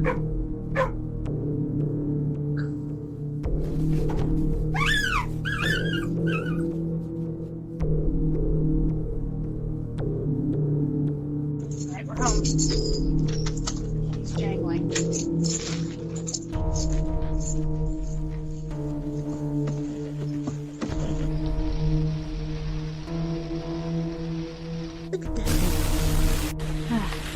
Heavy. Oh my God! Get away! Ah, no! I can't quit breakdancing.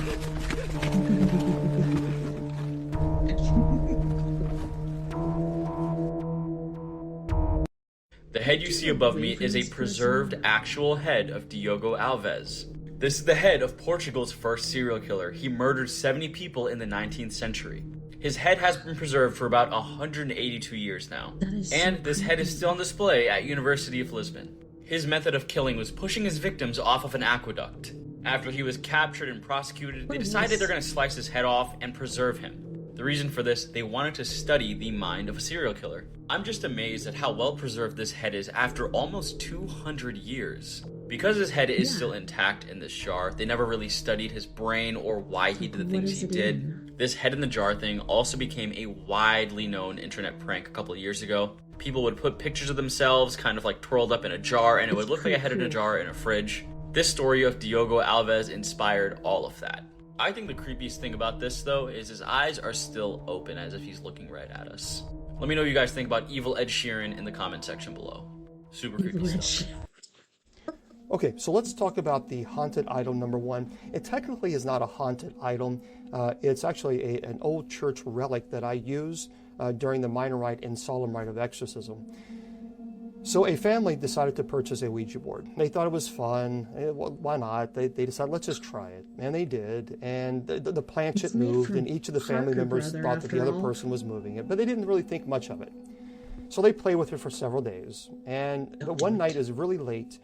The mom woke up in the middle of the night because she described it as like someone taking a ball and bouncing it on the wall and hitting it 3 times. It was just like 1, 2, 3, stop. 1, 2, 3, stop.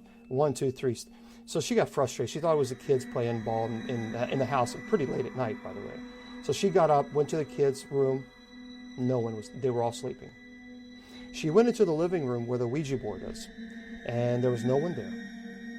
But she began to hear the bangings and threes, and she said it was everywhere. It was coming from every direction. She couldn't find one focal point where it was coming from. And she looked at the Ouija board, and the planchette started moving. Now, she thought originally someone was playing a joke on her maybe, but there was no one else there. There was no one there. And the planchette was moving. She contacted me. She said, I want this out of my home immediately. So a team was dispatched. They caught some Class A EVP. EVPs are electronic voice phenomena on digital recorder, where you could clearly hear it. It said, get out, leave now. There were some other things it was saying, growls. And so clearly the minor rite of exorcism was warranted. So I showed up, and I always use this crucifix, no matter what. If it's the minor rite of exorcism or the solemn rite. The solemn rite is reserved for someone who is possessed. The minor rite is for a demonic entity that has infested itself within the home. You bless the home. You don't perform an exorcism on a home. You bless the home. You perform the exorcism on the entity that has infested itself within the home. Well, this is pretty old. This is the 1940s, 1930s, or 40s, and the candles, actually, it's the original candles. So I use tea light candles. That's what I always use, always have, because I don't want to use the original candles. So when I was doing the minor rite of exorcism, I had the tea light candles ready to go, and I placed them, of course, right here where the candles are supposed to go, like right here. And as I was beginning the litany of the saints, someone screamed, and they said, Bishop Long, the cross is on fire. So this kind of gives you an idea of what it looks like. Now, of course, this is a battery operated. The flame from the candle went to here. And it actually caught this on fire. This was on fire. So let me give you an idea. It completely burnt through the porcelain. Even to the top there and underneath the arm here. Impossible. That's all burnt. And we're talking about a tea light that was here. From the flames going here, it was like a flame torch from here to here. Wow. And so obviously I was very upset because this is very old. But nonetheless, I still use this. But I think that's the moral of the story here is please don't play with these Ouija boards. I know people are going to say, oh, Bishop Long, I play with them plenty of time, nothing ever happens. And I say, yet. Because what happens one time when it does? And this is not a quick fix situation. Just because I show up and do the minor rite of exorcism, you might have to take 3 or 4 or 5 of these things. So it's not a quick fix situation. Just stay away from the Ouija boards. There's nothing good can come from them. God bless. Now the following video comes from a mother who's been sharing every moment of her daughter's life. Her entire account is devoted to her only child, a daughter that she thought she would never have after multiple failed pregnancies. To Gabby, the mother, Regina was a miracle. And so, from videos of her as a baby to footage of Regina's first day of school, Gabby has captured all the smallest moments in Regina's life. However, out of all the videos on this page, a select few have left many viewers baffled. It all started with a series of videos that Gabby took when Regina was a baby.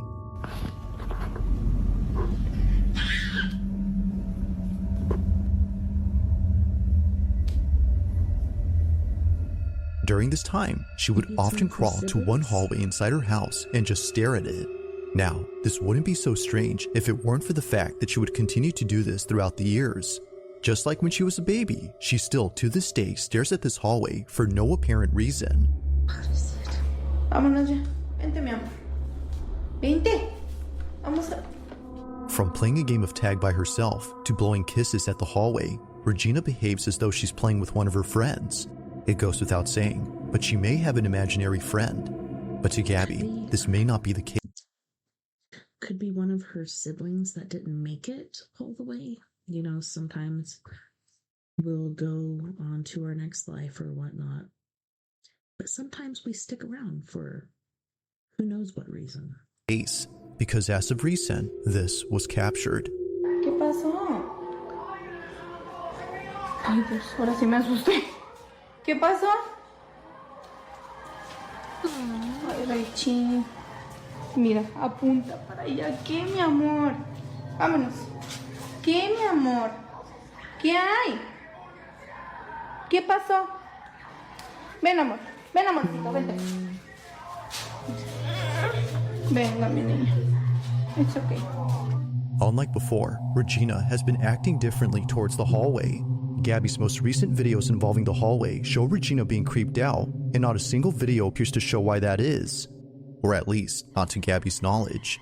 It wasn't until recently that many people started to comment on a certain video that she randomly took one night. It was a short clip of her daughter doing her nightly routine. But according to viewers, if you look closely, you'll notice what it is that's been scaring Regina. This is what she caught. Día número 19, intentando...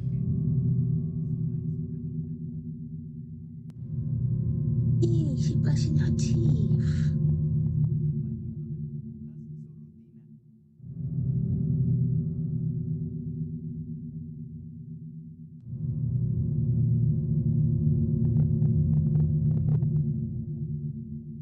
So back there in that chair. Oh wait, I see it.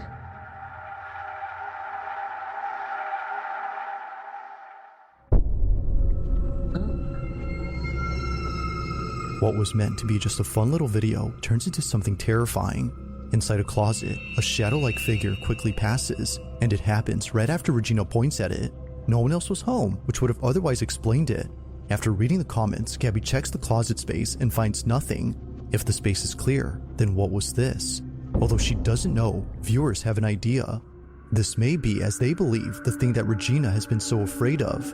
She even points at it like she always does with the hallway. Although not sure what to think, Gabby remains concerned. But then one night, in a different video, she records something that makes her extremely uneasy. While filming her daughter in the kitchen, this happens. Cuando le encuentras un miedo a tu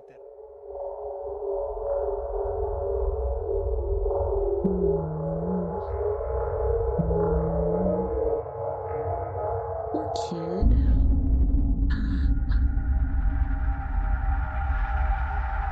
Like previously, a passing shadow is seen, but this time in the same space as Gabby and her daughter. This figure, whatever it might have been, passes from one side to the other before seemingly disappearing.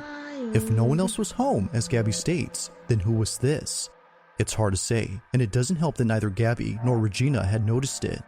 Given all that's happened, the question arises, just who or what was caught on camera? Gabby has yet to know, but she continues to be on the lookout for any strange recordings she accidentally captures. Until then, she has no explanation for this or her daughter's sudden fear of the hallway.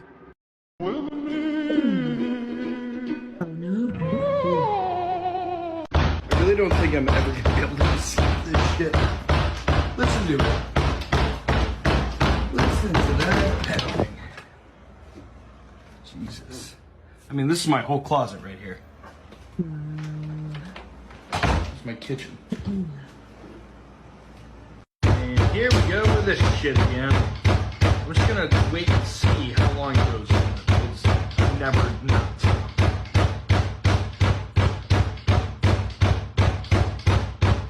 Stop!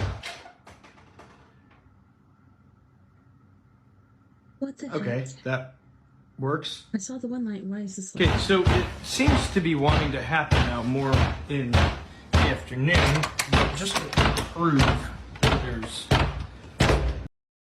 Yeah, people are like, let's go ghost hunting at night. Ghosts are like people. Like, they're active during the day too, and the morning, so it's not always at night.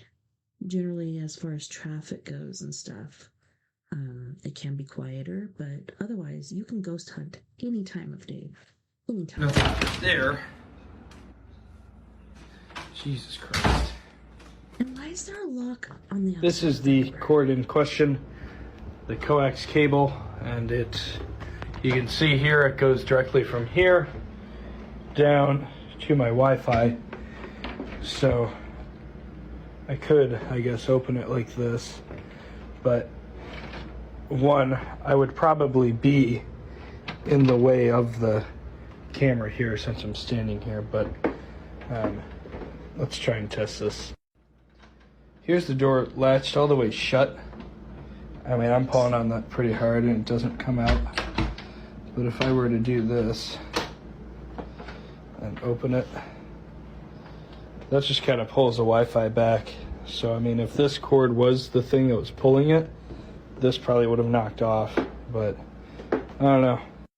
Yes, absolutely we can, because I think everyone is obsessed with this and the fact that I do not have it secured.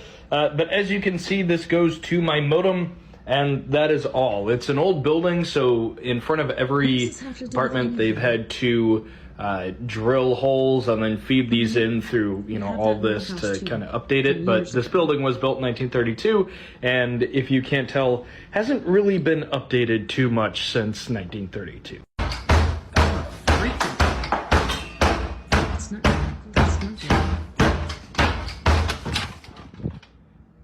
Oh. And the clothes aren't moving.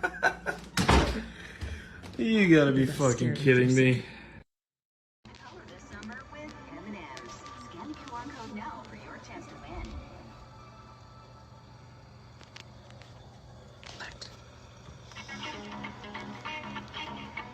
I am here, Don't use your cell phone when you're pumping gas, okay? That's just one of the things they say, I don't know.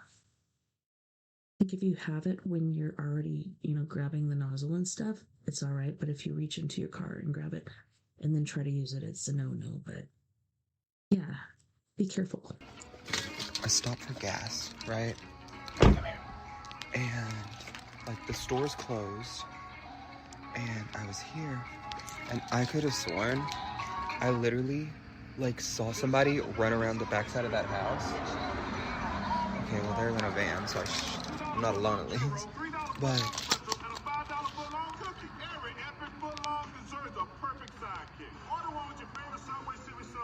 I'm Tank Sinatra, and this is Tank's Good News. Subway has recently announced its new dining menu with foot-long cookies, churros, and pretzels, and they're available now. What? I think this is the same guy that was doing videos in his workplace.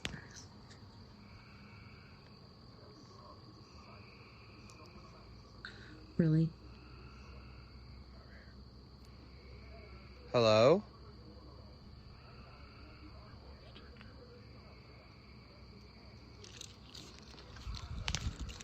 But on one of them, he's walking through, and in the background, you see a hooded figure. So, what the fuck was that? Okay. Maybe that was the very first one that he put out. I'd never seen that one before. There's it literally sounded like a marble. What the fuck? It sounded like a marble or something, bounce. Oh, there's somebody here. Okay, anyways, the guy just wanted towels. I don't know.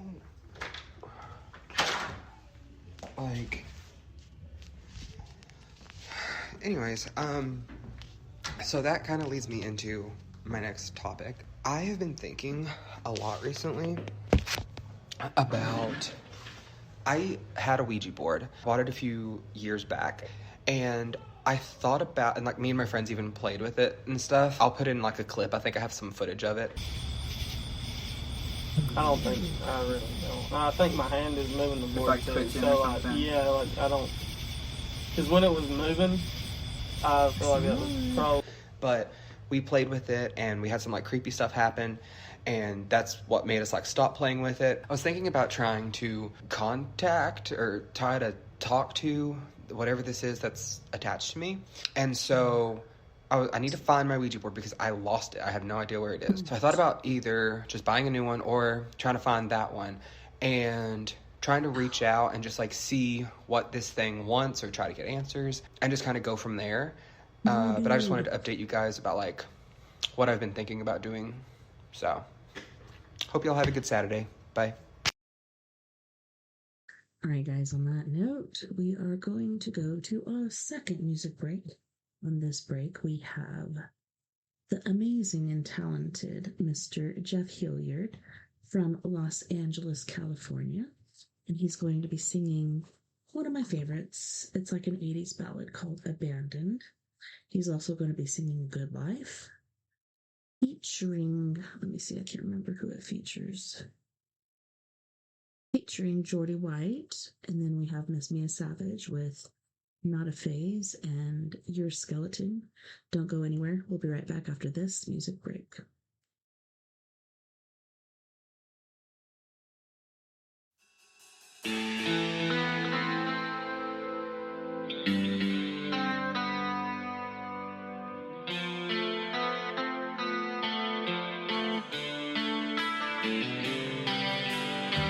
Left here alone, just a shadow of my erection on the wall. Why won't you answer?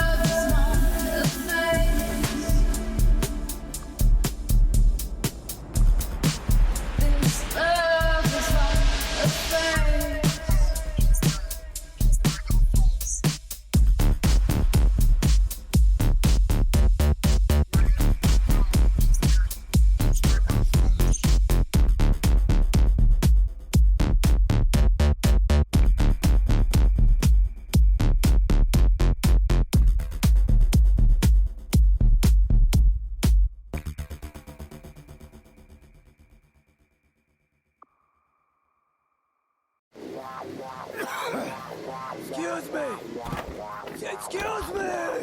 You got a cigarette? Hey, you help a guy out with some spare change. Anything will do, man. God bless. Can I just get your change? I missed the bus. I gotta get 6 right down the... I'm not an animal! Moving like a steak knife. This is a good life. Dancing in the moonlight. I wanna be inside of you. We got plenty to do. Till the 1:45. And I know you wanna ride my Cadillac. Don't give me no flack. I'll put you flat on your back.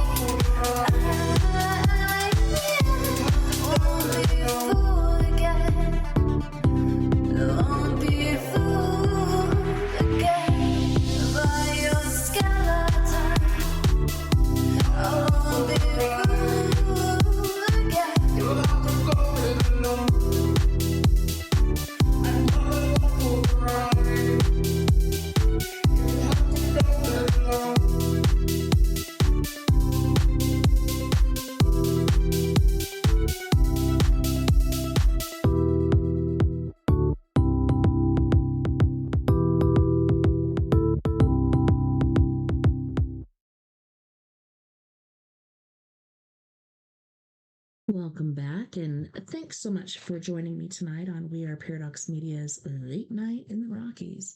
Tonight we've been doing spooky, creepy, weird, out of this world. Basically some paranormal TikToks for the Halloween season, or Hallows Eve, Samhain, whatever you would like to call it. Put my hair up for a minute because it was bugging, but it's just not having the same effect. Alrighty. Let's get back into it. We got several really, really good ones coming up still.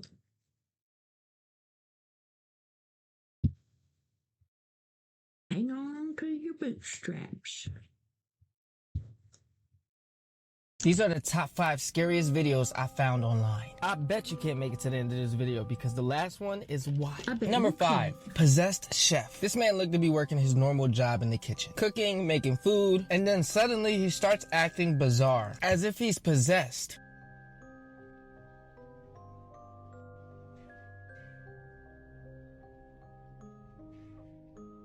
As you can see, he kind of goes into like a zombie-like state, standing over hot boiling grease and seems to be wobbling. Oh no. I don't like this one. Can't make me watch it. I already saw it. I can already see it still in my head.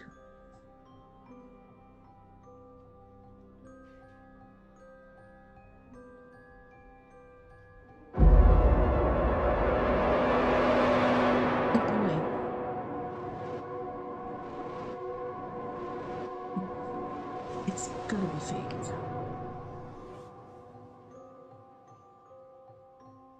Yeah, I'm not showing the rest of that. But yeah, he did what you think he did. Anyone ordered a fried facial? If there's one way to get rid of pimples, that is not it. Before we get to the next one, can you heart this video for me? I work hard on these videos, and I love you. Number 4, a woman named Carrie said she started experiencing weird activities in her home. She would hear strange noises, and her stuff would even be moved. So she decided to get a security camera for when she's not home. One day she got an alert on her phone, and this is what she caught.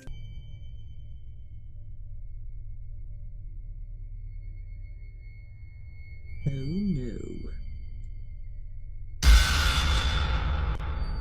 A dark figure can be seen approaching the person sleeping on the bed. Moments later, it quickly darts to the left, just before the lights come on. Look, if a ghost is gonna be in my house, at least pay rent. Please. That's the least you can do. I got bills. It just tastes like, your mama's booty. All honesty, I'm sorry for eating in front of your face. Just because I made you suffer, your 5th at has to buy you food for the rest of this week. Let me know who it is so I can tell them to buy you food because I said so. Number 3, a man looks out of his window and sees something scary flying at him. See, I don't know about this one either. It's just too good. Ain't no way. Ain't no way, home snake.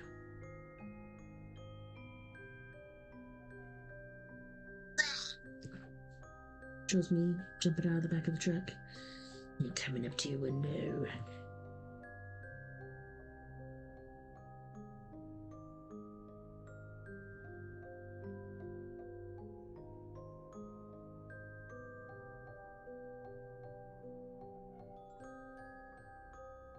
In my opinion, it's a witch, but what do you guys think? So check this out. A team of investigators go to investigate a place called The Cage that is located in the UK. Now, for over 400 years, it was a prison that held women who were accused of witchcraft. Now, they started to conduct a seance in the basement. And look what happens to one of the team members named Debbie's face. Her smile elongates, eyes turn black, and then it just goes back to normal. Now, Debbie recalls this never even happening. But during that time, she felt itching and burning down the back of her neck. After this, for weeks, she could not sleep and was having terrible nightmares. Y'all better stop messing with them demons. Stay home. Start a family. Stop this. Stop it. A man is upstairs in the gym in the middle of the day. Starting his workout, he's stretching, and then he sees a medicine ball move suddenly. Now, I guess he got a little weirded out of this because he was like, okay, I'm out. I don't know what moved that ball, but I'm out. That's when all of a sudden his foot gets dragged up from underneath him, by what seems to be some sort of invisible entity.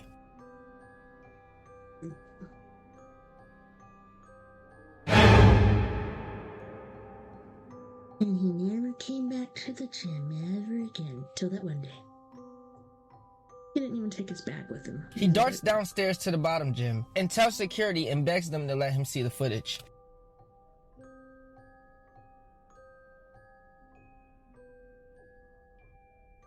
Oh, I've never seen this before.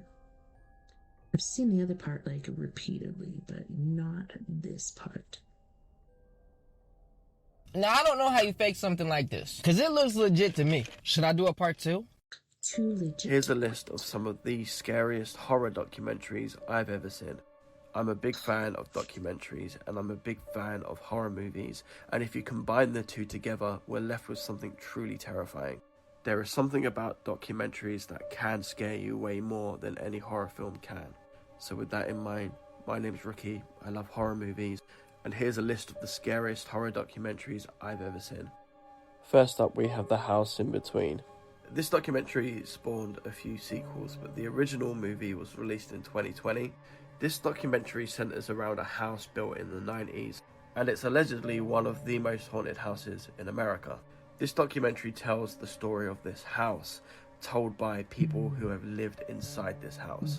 This documentary combines testimonial, witness reports, as well as actual home video and CCTV footage. I'd find anybody hard-pressed to watch this documentary with the lights off, because this one is a proper spookfest. Next up, we have the Lucifer effect. So the Lucifer effect is essentially a theory that tests what makes good people do bad things. The documentary that was released in 2017 centers around 8 people who were told that they had gotten this role in a film, but instead they were trapped, essentially. They were trapped in a alleged evil environment and monitored to see what it would take for good people to do bad things. This, of course, sparked outrage. It led people to question the ethics around documentary filmmaking, and as a result, this experiment was actually shut down and the police became involved. It's a very interesting documentary to watch, and it's frightening because this actually happened to people. It's a very interesting documentary. Cropsey is one of the best horror documentaries ever made.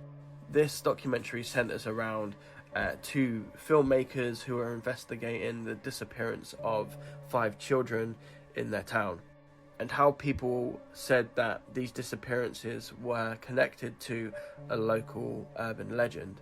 This documentary takes you on a wild, insane journey down a rabbit hole that you will not be able to get yourself out of again.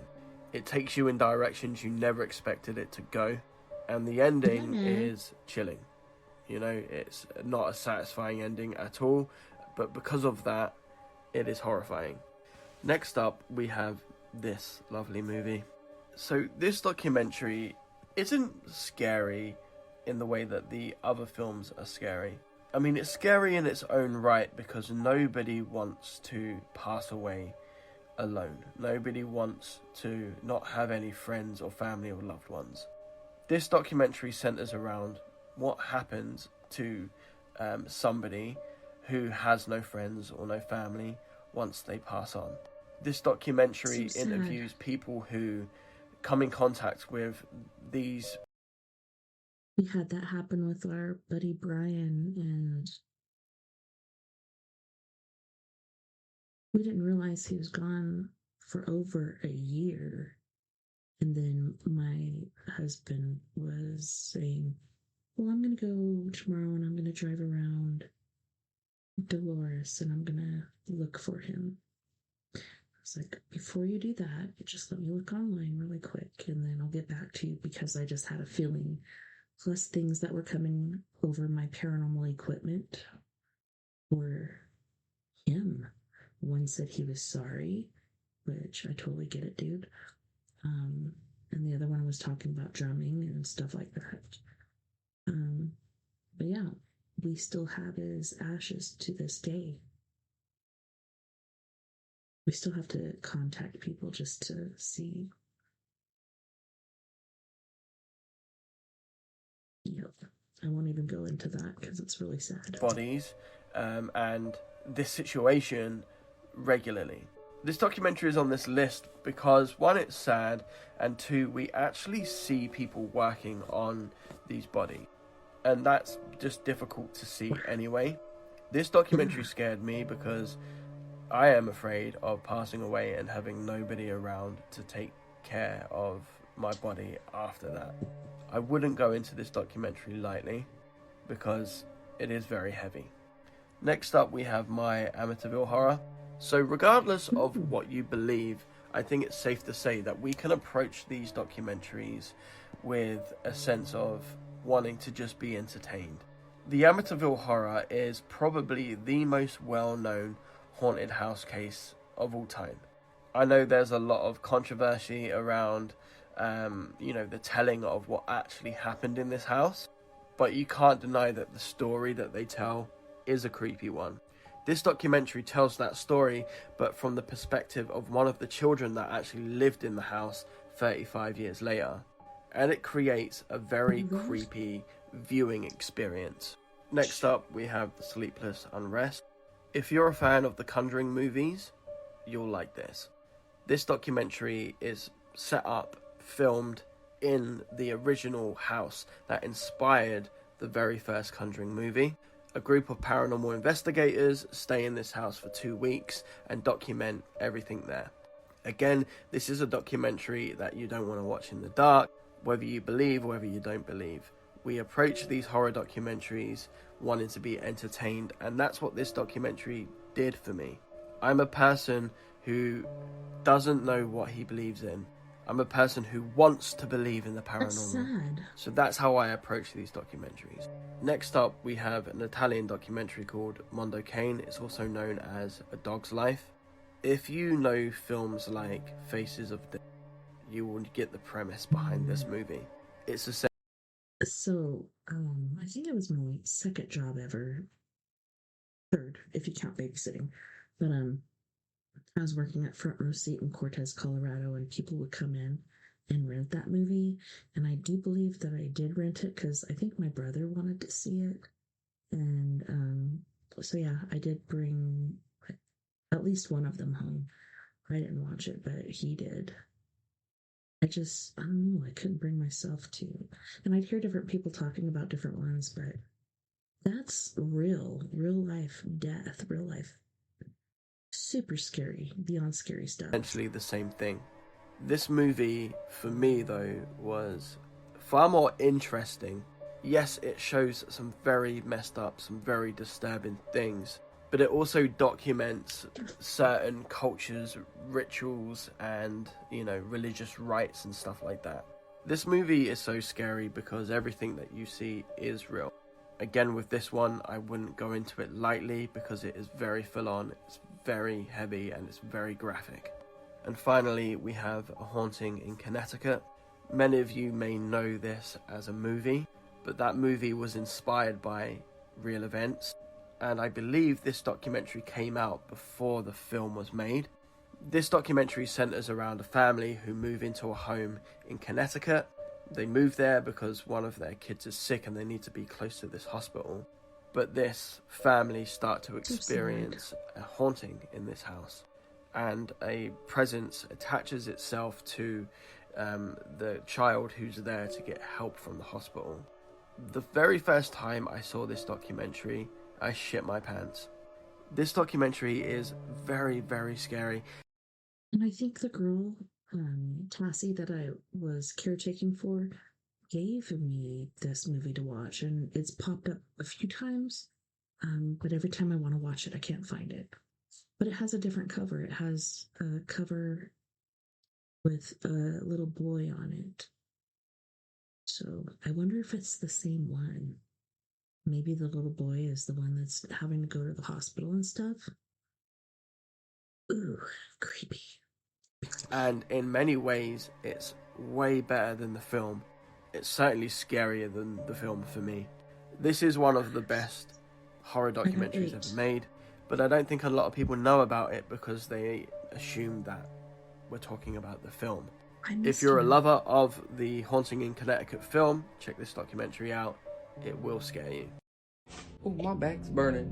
If you guys haven't seen this, you should watch because it is crazy. So, a group of friends is opening this door that hasn't been opened in 6 years. And the reason they haven't opened it is because it is creepy and it just has a weird vibe. And it took them a long time to open the door because it felt like someone was pushing on the other side. Oh. Side note, she has some crystals on the floor. I don't know what those are supposed to do, so if someone knows, just comment. Okay. I wonder if they're salt crystals. Maybe that's a different version of putting salt in front of a door. Ooh, creepy. Hold on. Give me the lighter. I need to light it. Okay, why did that take so long? Is there cameras in there? Why would there be cameras? Grandpa crazy. Oh, it's just a bedroom? Are you going in? No, I'm getting a bad feeling about this. I don't feel good. No, I don't. This is why white people die in movies, bro. Nah. We have black up in this bitch. Oh my god, I just got so lightheaded. What is that? I just got Corbin, don't be going for this stuff. I just got so lightheaded. Oh my god. Yeah, I know. I got lightheaded as soon as I walked in here. Yeah. You are not welcome here. So now they are saging the room, and every sign is telling them to just leave. Some of them are staying back, but watch what happens next. Oh, my head's itching. I If think there's there's any lights spirits in here. leave. You are not welcome. Oh, no. Why is Santa Claus locked up? That's what that thing's creepy. Why, Santa, why are you locked up? It could be an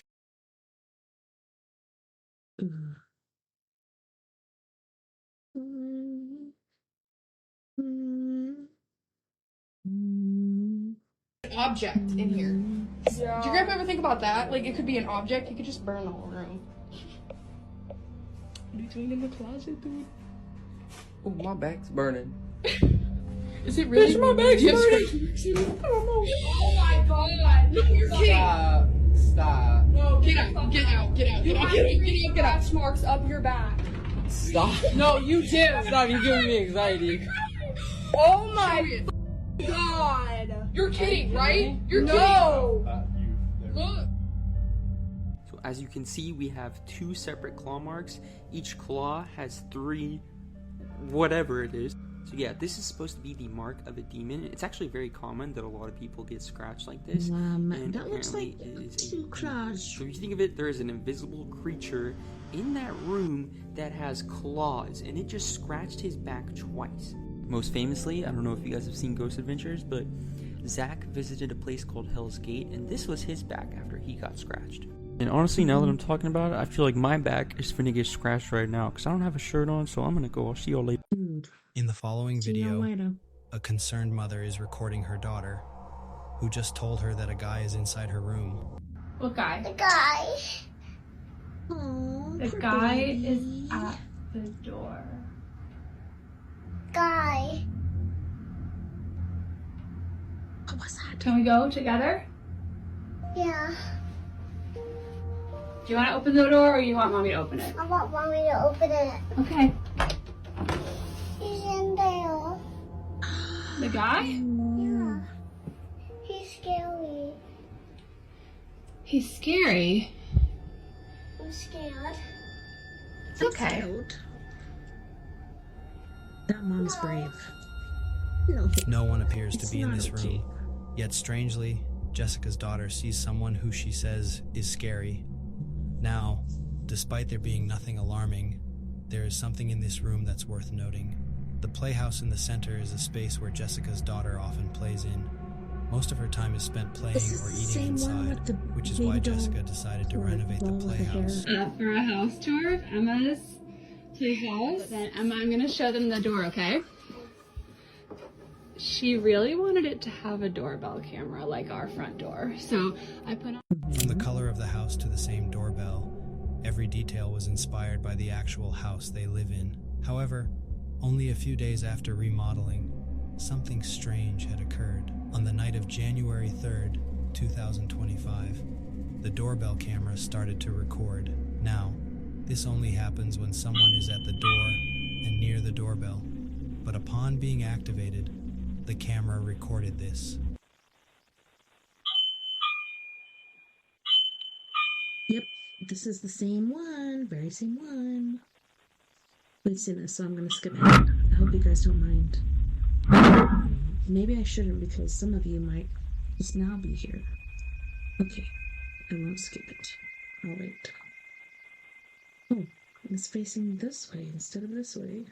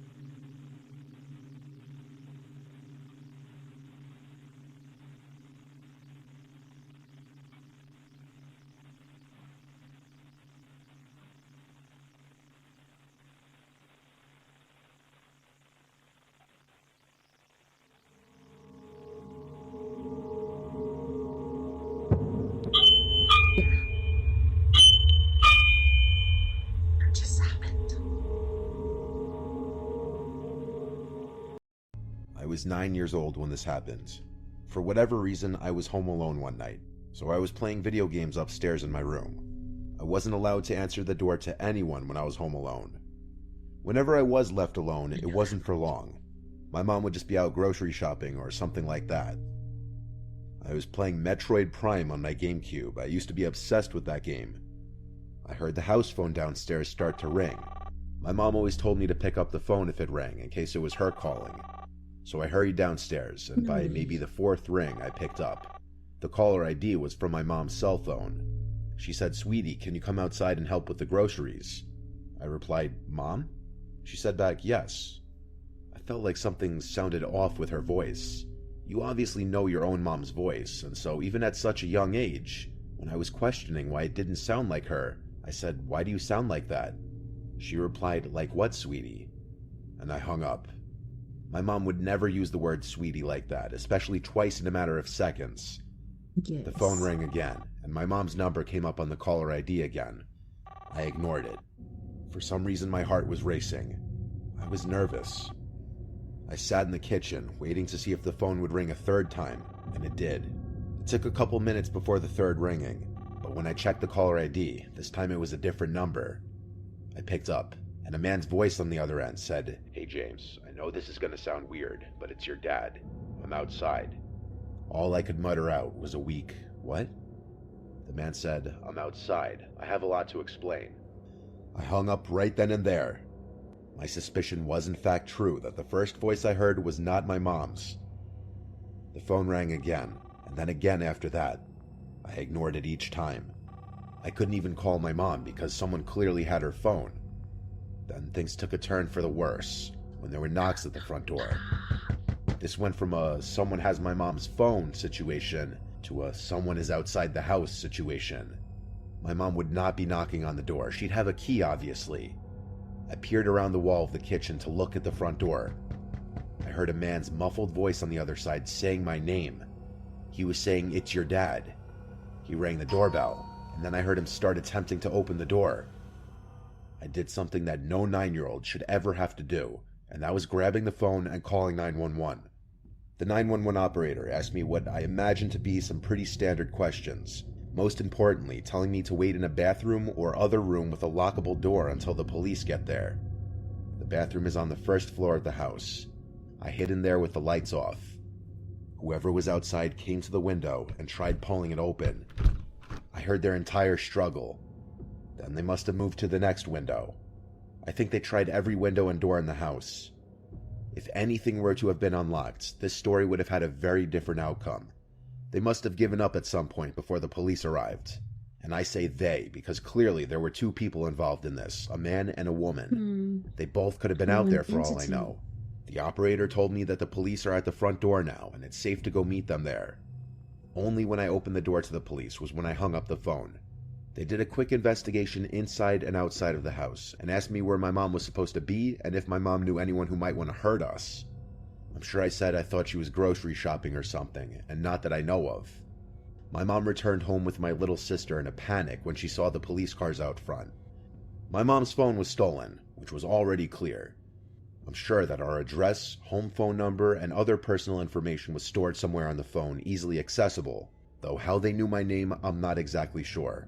Something on my mom's phone must have given it away. It was an old Nokia flip phone. Who stole it was a mystery. But my mom's phone background was a picture of her with my little sister and I. This could have been an indication to some disgusting, creepy couple out there that the owner of this phone was a single mom with 2 young kids, and they tried to use that as a way of tricking me into leaving the house, which is absolutely disgusting and horrific. The phone must have been destroyed after the failed attempts at trying to lure me outside. Things were a little different after this. My mom wouldn't leave me alone anymore at night. Not until I was a few years older, at least. Yeah, it's still there. Okay. What's happening with the lights? Because I'm the lights are. And I can't see, I literally see nothing. The lights are off right now. Oh, it just moved. It just moved. No, it did not. It just moved. It just moved. I just heard a weird fucking noise. Please don't tell me that as you said that. Dude, it just moved. Security. I just want to talk. Security. I love this building. This building's so cool. Did you throw that? Throw what, dude? I just heard something. Something just threw across the room. Oh yeah. What? Dude, something just. I'm outside the door. I don't have access to that unit. I don't even think I got it on video. My phone was just angled up, but something just got thrown at the window. Security. Please open the door. I know you're in there. Something just got thrown again. No way, dude. Yeah, wait, dude. I'm out. And look at those 2 things right there. Those 2 I'll be cardboard down in a minute. cats. Does anything look broken? Like glass? Security, I know you're in there. What was that? So Yeah, what was that like noise? 2 mannequins wrapped up in something.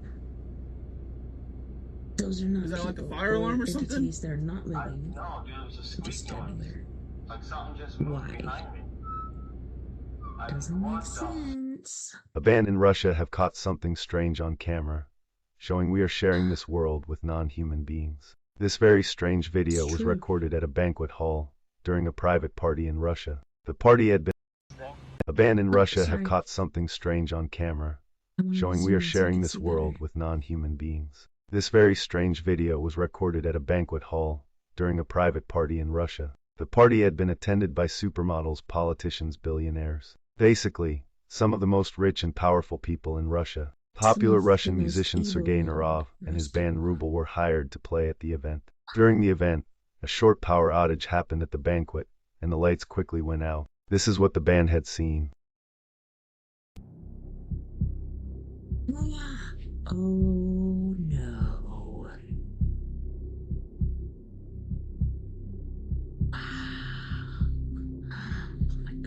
For some reason, most of the people who were in the hall began to shine light with their eyes. Как выступление, но что-то случилось со светом. Прекрасный момент, просто погас. Почему-то у большинства людей, которые были в зале, а там были люди совершенно такого серьезного полета, стали светиться глаза. Ужасно. Страшно, потому что свет погас, и вдруг эти глаза светящиеся.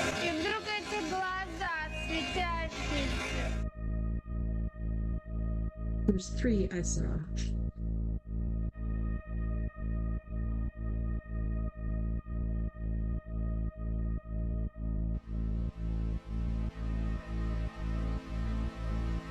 And okay, so if you don't know, you don't know, but pupils that glow are predators. and peoples that don't aren't. So when I go out to look for raccoons, skunks, a fox, I look for reflective eyeballs because they will always look at you, and that'll help you to see like where the crack they are.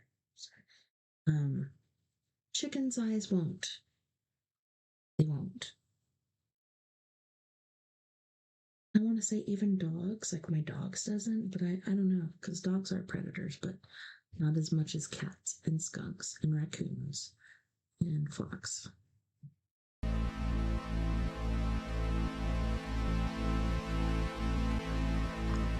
Predators.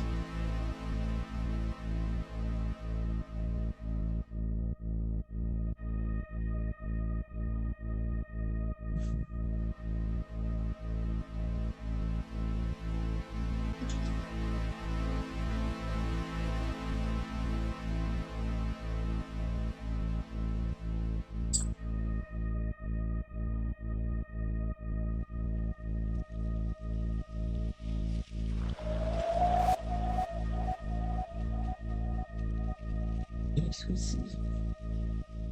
We see. This man turned his son into a doll. Here is the true story of Charlie McCarthy. McCarthy was a famous ventriloquist in the 1920s, known for his own show. But there was something strange about his dummies, especially one named Edgar. Edgar had a unique appearance that made it impossible to look away. He had very realistic hands, an extremely expressive mouth, creepy eyes, and he was also Charlie's largest dummy. What made this situation even stranger was that Charlie never let anyone get close.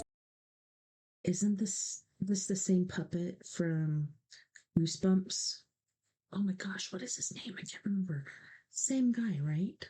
To his dummy. He was the only one allowed to touch it and keep it locked in his chest. What comes next will terrify you, but don't forget that I can only protect my followers who have commented with their first name. One night, after a performance, Charlie McCarthy was found lifeless in his dressing room. Beside him lay his beloved dummy, wearing a faint smile. When the police examined Edgar, they made a horrifying discovery. Behind the mask was the lifeless body of a child, later identified as Charlie McCarthy's son. Share this video with everyone you want me to protect.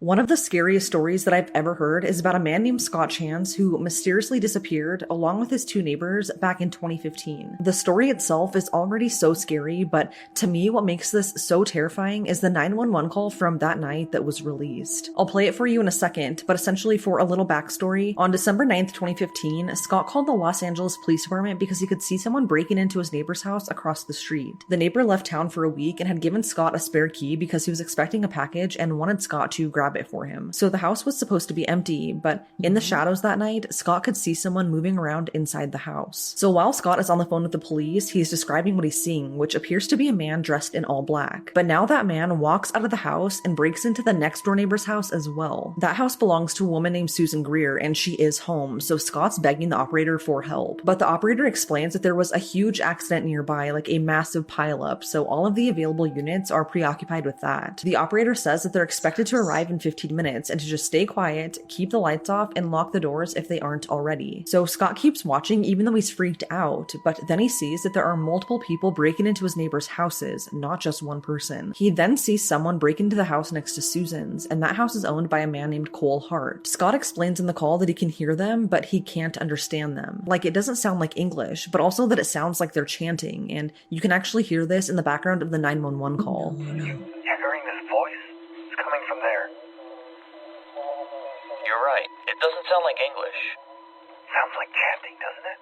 Like in a church or something. Just listen. Be quiet and listen. What kind of church?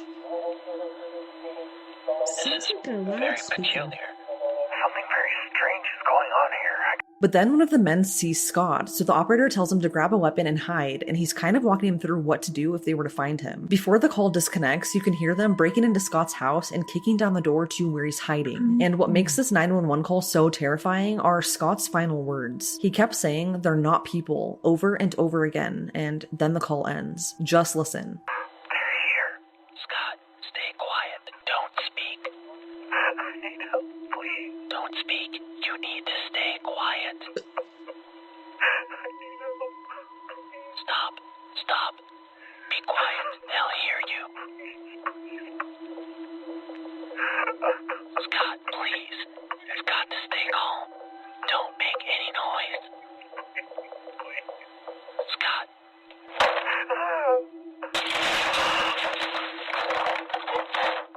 Scott, talk to me. Scott. They're not people. What? Scott, what did you just say? They're not people. What? They're not people. They're not people. Scott, what's going on? They're not people. Scott? They're not people. Police ended up arriving to Scott's house just 5 minutes later, but he was nowhere to be found. In fact, all of the houses mentioned in that call were found vacant. No bodies, just gone. The only pieces of evidence left behind were these 3 photos that surfaced after the incident. They were taken at Scott's house after he disappeared, and it really looks like blood. Scott Chance, Susan Greer, and Cole Hart have never been found, and to this day, whatever happened to them that night remains a mystery. Let's talk about one of the creepiest videos out on TikTok right now, school balloon video. But before I show you the video, let's get a couple things out of the way. So I found this video because you guys kept tagging me in it, but before I could even get to the video, the actual poster of this video has gone private. So you can't even see the original video anymore unless you follow him and he accepts your follow request. But fortunately, one of you guys saved the video and sent it to me, so thank you. So in the video, Ski Boy states that he works as a janitor at this school that was built on top of a cemetery. I usually don't record while I'm on the job. But this is freaking me out. It's sort of unreal. I'm here at work. I'm here in the janitor's closet. Yeah, let me just show you guys. Just to, I don't know, let you guys know this school was built on the cemetery. Yes, is this the one? Then proceeds to walk to this classroom that's filled with balloons. I was in here cleaning up after some students had thrown a party. However, it is when he reaches this balloon that something really creepy starts happening, and this happens. What's been freaking me out is this one right here. Yeah. No matter where I'm at in the classroom or what I decide to do, it just follows me. And do your thing, you stupid balloon. Doing your thing. Got you on camera now, so let's just see? That right there.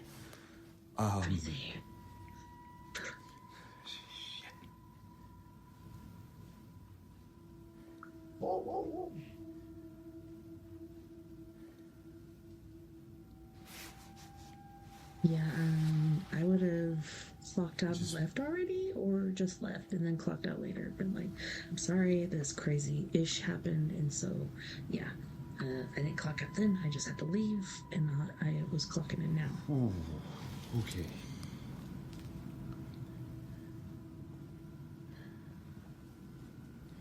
There we go. Yes. See, no.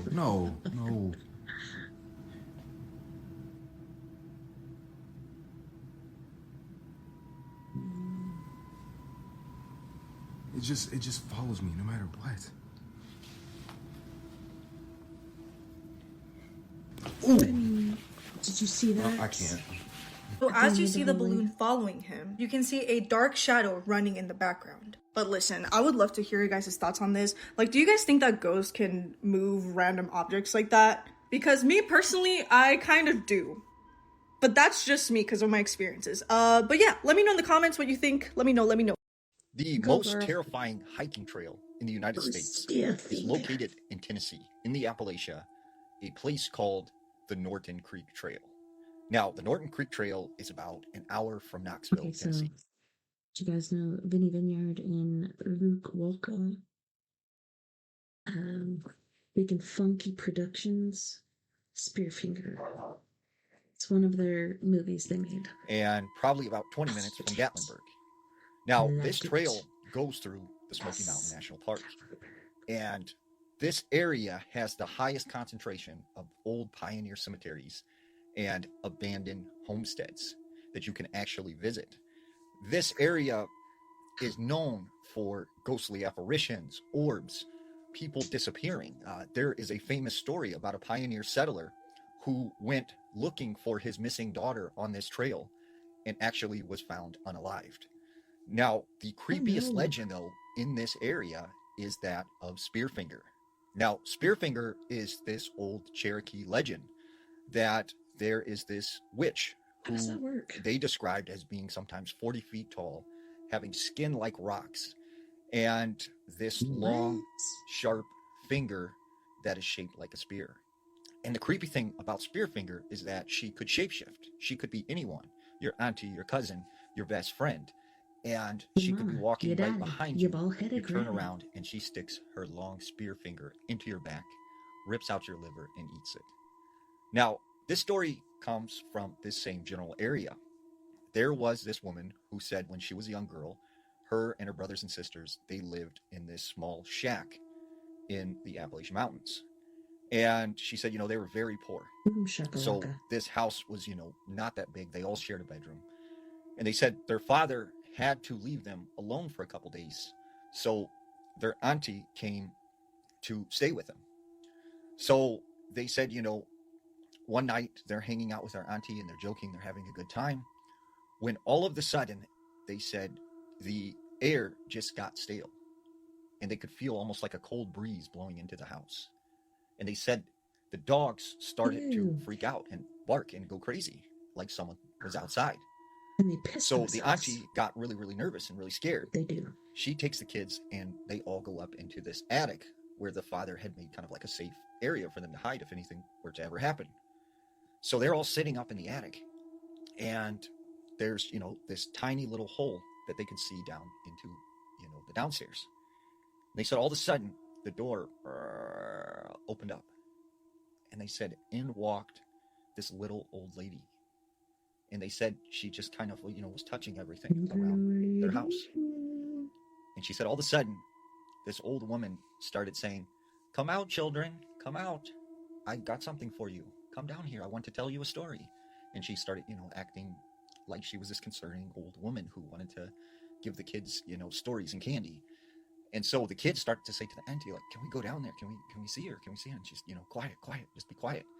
And the more they resisted, the more this woman was like, "Come down here, kids. Come down here. I got something for you. Like, I have some toys." And, they're like, "Oh my goodness, we don't have no toys. Like, we should go down there. We should go down there." And the auntie's like, no, fighting with them, saying like, "You have to stay up here in the attic." And so they said all of a sudden, the woman kind of disappeared out of. What? The most terrifying hiking trail in the United States is located in Tennessee, in the Appalachia, a place called the Norton Creek Trail. Now, the Norton Creek Trail is about an hour from Knoxville, Tennessee, and probably about 20 minutes from Gatlinburg. Now, this... Hopefully I can get back to where we were. If not, it'll be the end of us. Started to grow, and it was hitting them. And so the auntie brings them down from the attic. And she said the next day when her auntie went outside, all of their animals that they had out there were like mutilated, torn apart. And she said to this day, she is afraid to go out in the woods in this area. That is so sad. You guys. Well, dang it. That was super spooky. And that guy, I love what he's doing out there in the world today. Guess what? That's right. That's what that means. That means it's time for us to say goodbye to our company.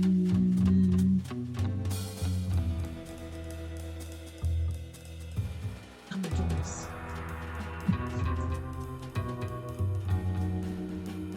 Just want to thank you guys for coming up with me tonight on the Paradox Media's Late Night in the Rockies.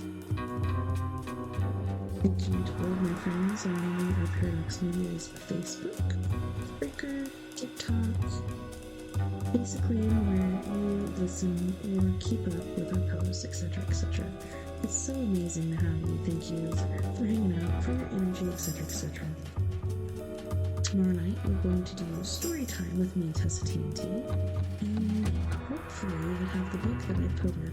Hold on. It did come in, then we lost it. Hopefully it's back by then. If not, we'll get into something else.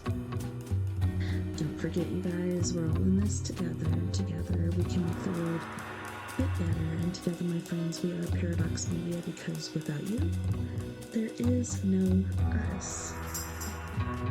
If you have the means, ability, or drive, or initiative, if you believe in what I'm doing here and you enjoy it, or you just like hanging out with me, please help me out by slinging or flinging any greens, means, or even change my way to PO Box 663, Bayfield, Colorado 81122.